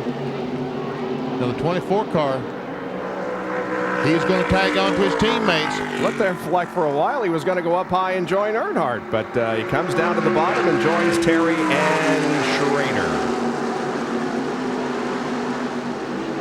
Terry Labonte has not led a lap. He wants the 5 bonus points. Just 15 behind Dale Earnhardt coming into this race. And there you see the completion of the Napa field summary with just 1 car officially out of the race, and that is Derry Cope. Well, they're not making much progress here, BP. Uh-oh. A near crash. John Andretti, it looked like, got in trouble. Oh, now we do have a crash. It's Dick Trickle spinning at the bottom of the racetrack. He's going back up. You're clear. You're clear. Come on to the strike. Go to the strike. Come on, baby. Come on. Spotted the tires, I think.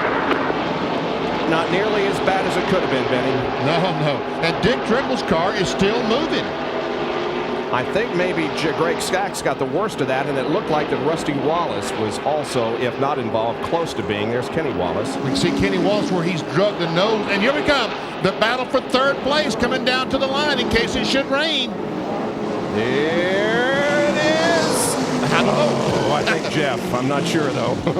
Look, there's 3rd, 4th, 5th, 6th, 7th all right together. Yep. But Sterling Marlin did win the race back. Terry Labonte was in 2nd. And a caution comes out because of the crash down in turn number 1. But really, its makings were much before that. Let's take a look. There we see, there is Dale Jarrett on the inside. The 37 car, John Andretti in the middle, and Trickle. Now we see Andretti and the 88 car make some contact, and Trickle gets forced into the wall pretty strong, and and then they go down in the corner, and the trickle's going to go down the racetrack and make contact with the 33 car of Preston, the green car on the bottom. Right there, they make contact, and look at Ernie Irvin in the back of the 33 car. But they continue on. Now the 29 car is going to come in here someplace. There he is. He goes up. He turns right, and he's going to hit the 81 car of Kenny Wallace, and here comes Rusty Wallace. Is he going to make contact with the 29? If he didn't, he came awfully close. Looks like he missed him. Yep, he may have. All right, so it's our first real crash of the day, and it really, as I said, wasn't as bad as it could have been because it was in heavy, heavy traffic. There's a contact between Sachs and Trickle. And Sachs and the 81 car, Kenny Wallace. Yep. And Kenny Wallace, a moment ago, let's see, Musgrave is going in the pits. You know, a moment ago down the front stretch, Kenny Wallace, all of a sudden, look, the right rear tire just blew all the pieces, and he just says, hey, I'm going across the grass. And turned, and across the grass he went. Wow. All right, Ted Musgrave comes in for a pit stop. He's giving up his 6th position that he was in. Dale Jarrett is also in, but those who are running at the front of the field stayed out. Here's John. It's a 4-tire change for Dale Jarrett. Remember, I told you they had developed a push and would like to have a caution to fix it. Well, they had made a track bar adjustment to loosen the car up and also put on 4 fresh tires and filled it up with Unocal gasoline. Musgrave goes Musgrave must have just put gasoline in the car, or just 2 tires. It was a quick one. Joe Nemechek comes out. They're still working on John Andretti's car, and we understand that the rain is only about 5 miles away. Will we go back to green? That's the question right now. We're going to take another break. We completed 101 of 160 laps here at Daytona. It's Sterling Marlin leading under caution. The 3rd caution of the race is out over Daytona International Speedway in this Pepsi 400, a 4th of July holiday weekend tradition. Rain delayed greatly this morning, about 3 hours late in starting. We're cautioned because of an incident which occurred. Actually, it started in the tri-oval and ended up developing down in turn number 1. Let's watch Loy Allen drive through it.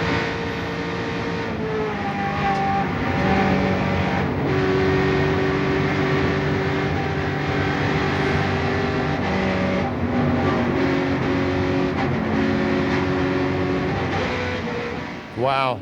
Loy saw the initial contact here and dropped down on the apron of the track saying, I'm going to get out of this situation, and he did. And we saw the contact between Dale Jarrett and the 37 car of John Andretti, and then he made contact with Dick Trickle, and then Trickle goes down the corner, makes contact with the 33 car. And here is the line, the race for the line for 3rd spot. There's the leader, Sterling Marlin, the orange car on the very left. The 5, the yellow and white, is Terry Labonte.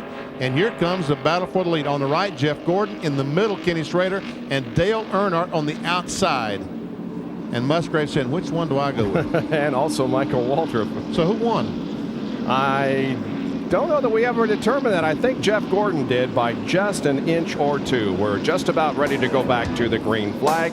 We will next time when we come back to Daytona.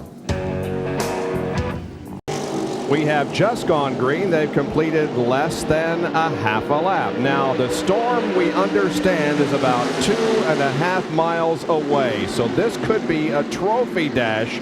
Watch up front, because whoever makes a move here could end up as the winner of the race. But is anybody going to be able to make a move on Sterling Marlin, who's been so strong today?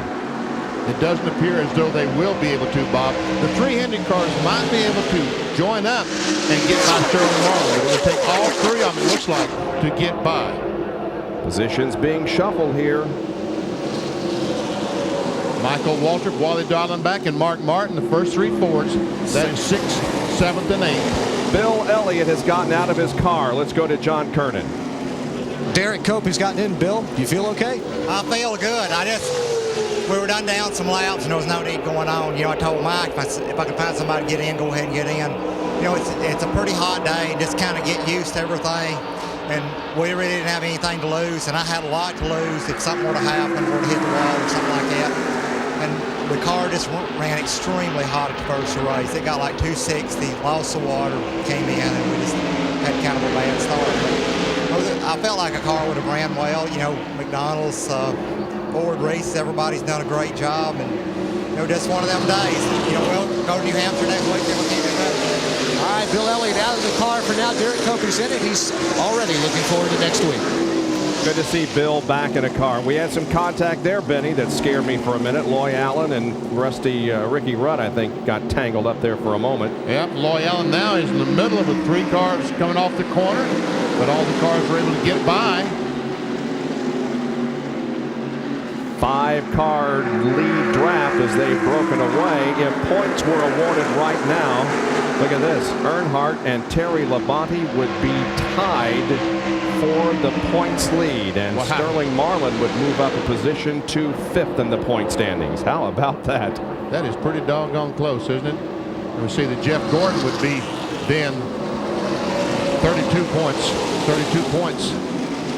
Schrader would move up a position, Rudd down 2, Martin up 1, Musgrave up 1, and Wallace down 2 to complete the top 10. That's if the points were awarded right now. Well, the storm is getting closer and closer, now just about a mile away from the speedway, and the drivers are all aware of that. They can see the black skies. They've got the same information that we're working from, and everybody is trying to pick up a position and go to the front. There's Rusty Wallace with Loy Allen and the 99 of Jeff Burton. Still outside.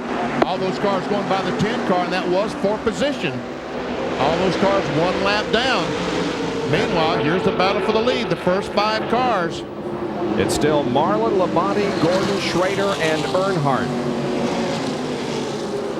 And the second pack of cars, that's 4 Fords, Michael Waltrip, Wally Dallenbach, and the 2 Roush cars, Ted Musgrave and Mark Martin, trying their best to chase down those first 5 cars, which all are Chevrolets.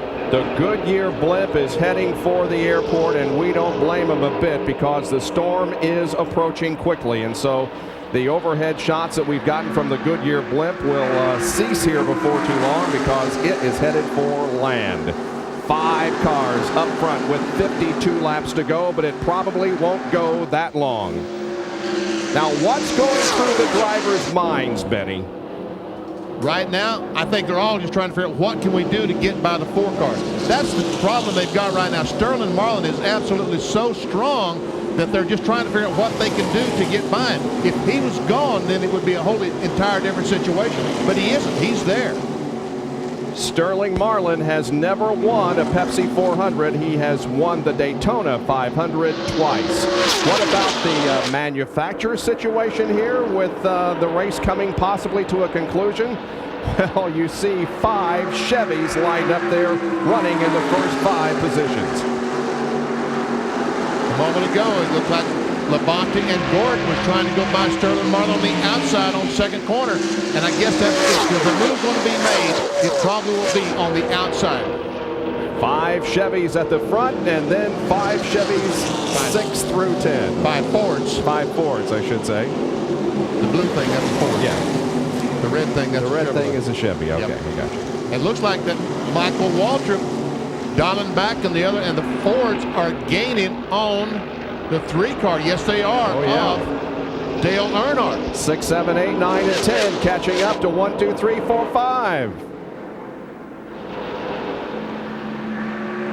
We don't know when the rain is going to hit. Maybe it won't, but it's certainly in the drivers' minds right now and is playing into the strategy that they have to be thinking about. However, they're going to have a pit stop in the next 20 laps if we go that long.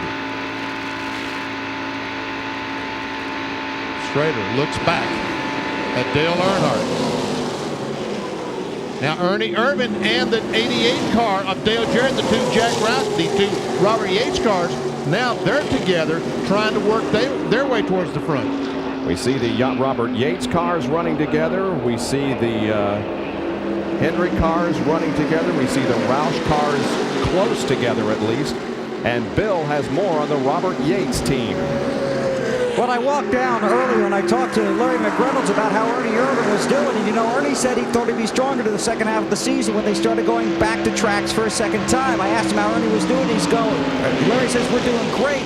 The only problem is it's so hard to pass. And I said, well, is that the new 45-degree spoiler angle? He goes, that's part of it. But he goes, and listen to this, everybody's so equal. A Ford guy, everybody's equal. We need to get that on tape. Yeah, we haven't talked about, we covered it extensively in our qualification coverage, but for those of you who weren't with us, they are using a 45-degree spoiler angle now instead of a 40 that they used during the month of February. The restrictor plate, however, remains the same. There we see Ernie diving down, trying to get some draft off the 21 car. I think Michael Walter moved down to help Ernie Irvin because he feels like his best advantage is to get Irvin and Dale Jarrett alongside of him. Now let's give a call to the 11 car too of Brett Bodine, who's running in the top 10. It has been a while since we saw Brett Bodine with as strong a performance as he has here today. Starting 36th at Brett Bodine in that Lowe's Ford. He's losing the sponsorship next year to the Richard Childress second team that Mike Skinner will be driving for. So Brett Bodine is shopping for a sponsor and showing that he still can drive a race car here this afternoon. Here is Ted Musgrave, right behind Mark Martin, 11th and 12th. Now he's just ahead of Mark Martin now. And there is Mark's in car. He goes by his teammate following Jimmy Spencer.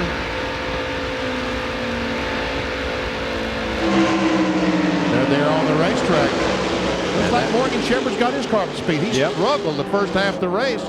And that is a different color, of course, on that 75 car. They changed from the green to the purple, and that reflects the colors of a Strand fishing line that is also, I guess, owned by Remington. Yes, that's correct. Now we see Ernie Irvin and Dale Jarrett going by Michael Waltrip on the inside, taking over that 6th spot. Here comes Brett Bodine.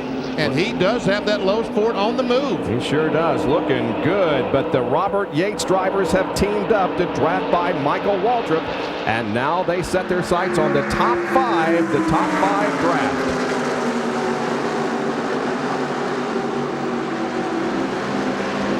Here's a Fram Field summary with 114 laps completed. Dallenbach, Martin, Musgrave, Jeff Burton, Morgan Shepherd all running in this group.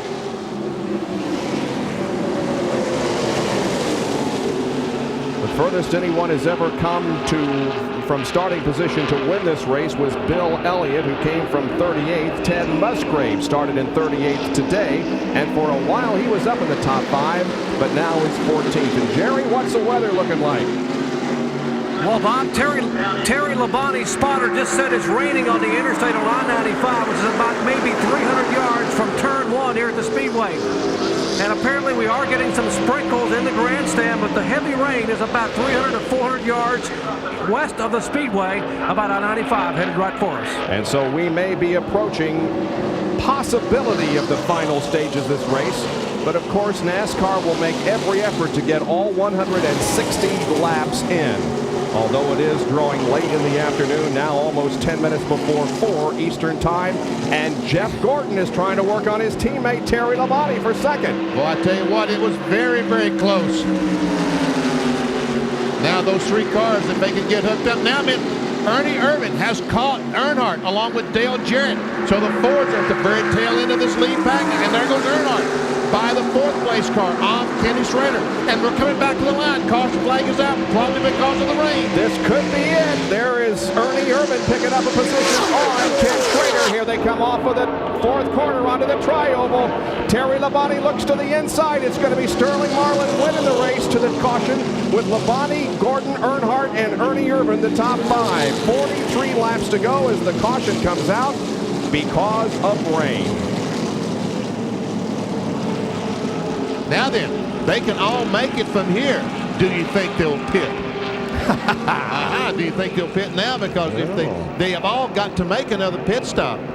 So, will they stop now? Benny, the rain is coming down as hard now as it has since well before the beginning of this race. And they cannot stay out there very long, in my opinion, because the track is going to get very wet in a very short length of time. Yes, I don't think these cars will pit. I think they'll stay out, and under the assumption that this race is over. We can see from the onboard camera, the health source camera, just how much rain is falling. Well, it's been a very frustrating day for everybody, for the drivers, for the crews, for NASCAR, for us, and for you, I'm sure, as fans who woke up this morning hoping to turn on the TV at 11 o'clock and be finished with the race by early afternoon and doing other things. But we're glad you stayed with us to watch what could be the end of this race. Look how hard it is raining right now, and the crews come out with their tarps to keep their respective pit areas dry. It's raining very hard here on the tri-oval, the front stretch, so to speak.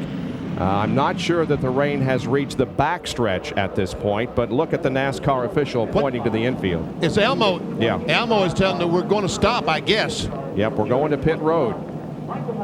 And it is raining hard enough here in front of the main grandstand to halt this event. I think this is a red flag situation. And as a matter of fact, all the teams have tarps on their pits. There's no way anybody can stop now because there's tarps out there. Yep. We don't see a red flag, however. But they wait until the cars go, all the cars go by the start-finish line. Okay.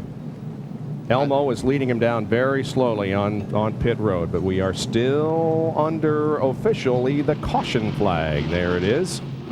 As soon as those cars go by, they will put out and display the red flag. Looks like they're going to stop just shy of the start-finish line. And everybody scrambling for cover and to get their pit areas covered up. Keep them as dry as they possibly can. Those guys look like they're carrying the Olympic torch, don't they? Hustling down there to put that cover. The torch is coming through Daytona. Yeah, it is. Yep. They've selected the individuals who will carry it through here while we have an opportunity. Now let's explain. You said that they wouldn't put out the red until the cars cross the line, and they're not going to. Until they get all the cars stopped, and then they'll display the red flag. All right. And they're still not quite stopped. They're still coming off of the corner and down into the pit area. We had this situation at Bristol, and I didn't understand it, so I talked to some NASCAR officials and asked them about this situation, and they wait till all the cars are stopped to display the red. Sterling Marlin led them to the caution flag that came out when the rain started to fall, and so he could win this race if we can't go back to green. But again, NASCAR will still try to get this thing in its entirety. Now, what they're going to do now is they're going to have a double line. Thought they're going to have a double line, but they have stopped. Cars are still moving, trying to get everything positioned. Bill Weber, what's Tony Glover having to say? Well, he's very reserved right now, but this has been a cheerleading section for your driver, and in recent laps for the weather. You were calling for some rain, and you got some of it. Well, you know, we had to make a tough decision a while ago on whether to pit during the last yellow, and you know, Larry and I talked about it, and we elected to stay out. It's really hard to call your driver in leading the race when it looks like it's going to rain, and maybe it'll be the right decision, maybe it won't. We'll just have to wait and see. You really encouraged him to pedal hard, though, in those last few laps. Well, I just do that kind of to calm me down. He's going to pedal wide open anyway. Yeah, he scared you a little bit, too, when that ignition box went out on you. That did, you know, because we lost the motor down here in February right after we'd got the lead, and the car had been just flawless all day long, and sure would have hated that to give it away like that. You told him not to touch any more switches, right? Yeah, we didn't want to mess with nothing else. Okay, that's Tony Glover. He's waiting here, and his driver's down the other end of pit road. Well, Sterling, just climbing out of your Kodak Chevy. What a strong ride today, man. I tell you, all the Kodak team's done a great job. The boys really worked hard, all the boys in the motor room, and all the guys in Chad's shop, Fab shop, everywhere. And this same old car we've always run since last year. It runs good everywhere, and hopefully should be good today. What happened? It looked like the car quit out there. We had a ignition box. We had a fan on the radiator to cool it off on pit stops, and evidently something shorted out, and I thought the thing blew up, and I coasted a good ways. I said, well, maybe I'll try switching boxes, and flipped it back over the box too, and man, it kicked right off and kept on going. Were you concerned at all in these last few laps prior to the caution and now the red flag coming out, seeing all three of those Hendrick cars lined up behind you? Yeah, real concerned. I tell you, I'm doing a lot of mirror driving, probably 90% in the mirror, and you know, if they fall back and get lined up, got to block them, and our car's working real good off the corners, and I can beat them a little bit up off two over there, and you know, hopefully it keeps raining. We ain't got to worry about it, but maybe it will, maybe it won't. Maybe it's these you know, Florida showers last about an hour and have to run again, but we hope not. You wouldn't mind going 160, would you? I wouldn't mind it, but I'd soon stop right here. Okay, Sterling Marlin trying to finally get one victory in Daytona this year. He missed it in the Daytona 500, Bob. Very, very strong and impressive performance by Sterling Marlin and all the Morgan McClure team. They did a great job again getting that car prepared. And again, it's not over yet. Stay with us, but the red flag has been displayed. And so the cars are lined up on pit road with their covers on, and the people are still enthusiastic. We'll be right back.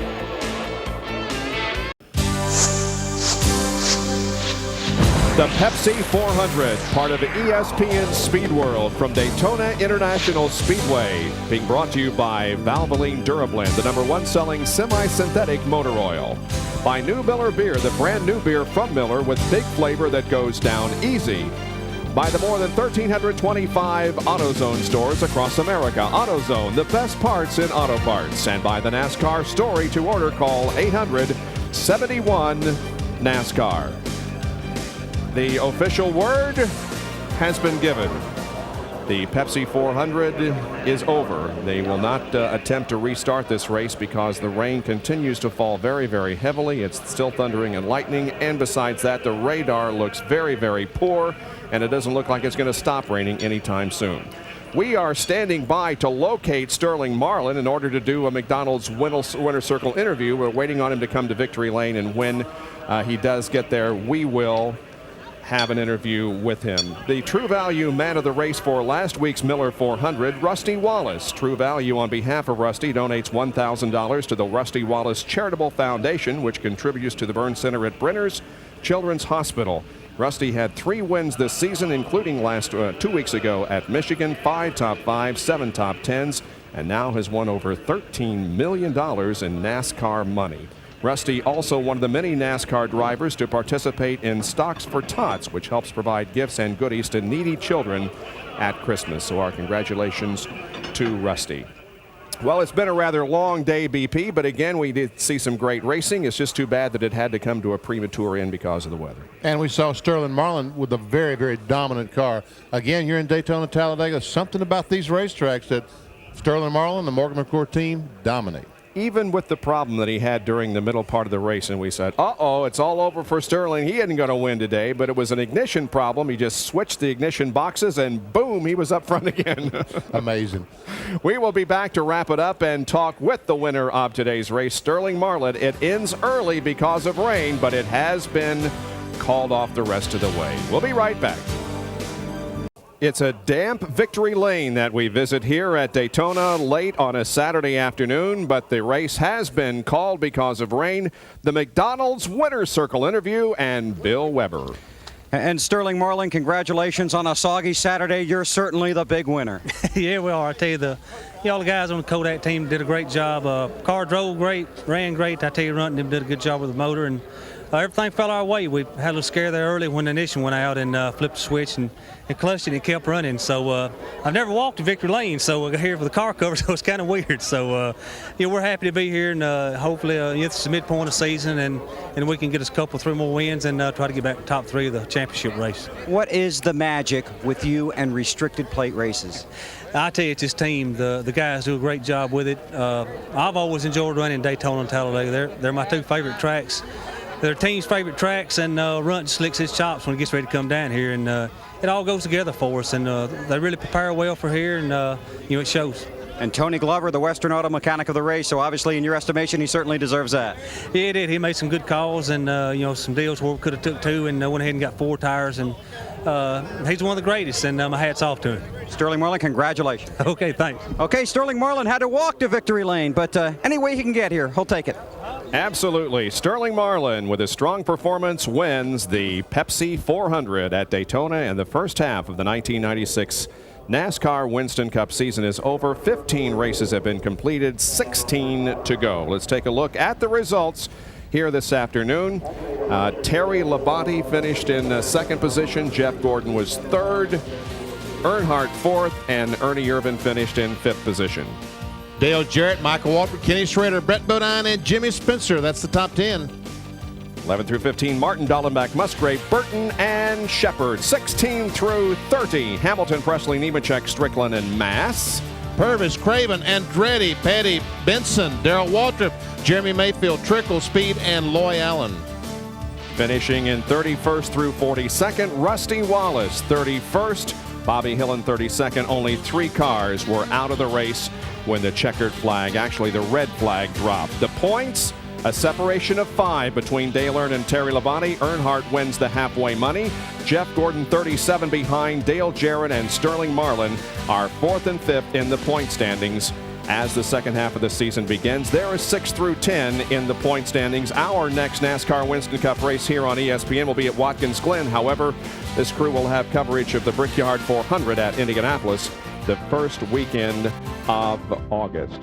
Well, the CFL is coming up with Mike Goldberg. Thanks for being with us today here at Daytona, where Sterling Marlin was the winner of today's race. And the Pepsi 400 has been a presentation of ESPN, the worldwide leader in sports. I'm Bob Jenkins. So long, everyone.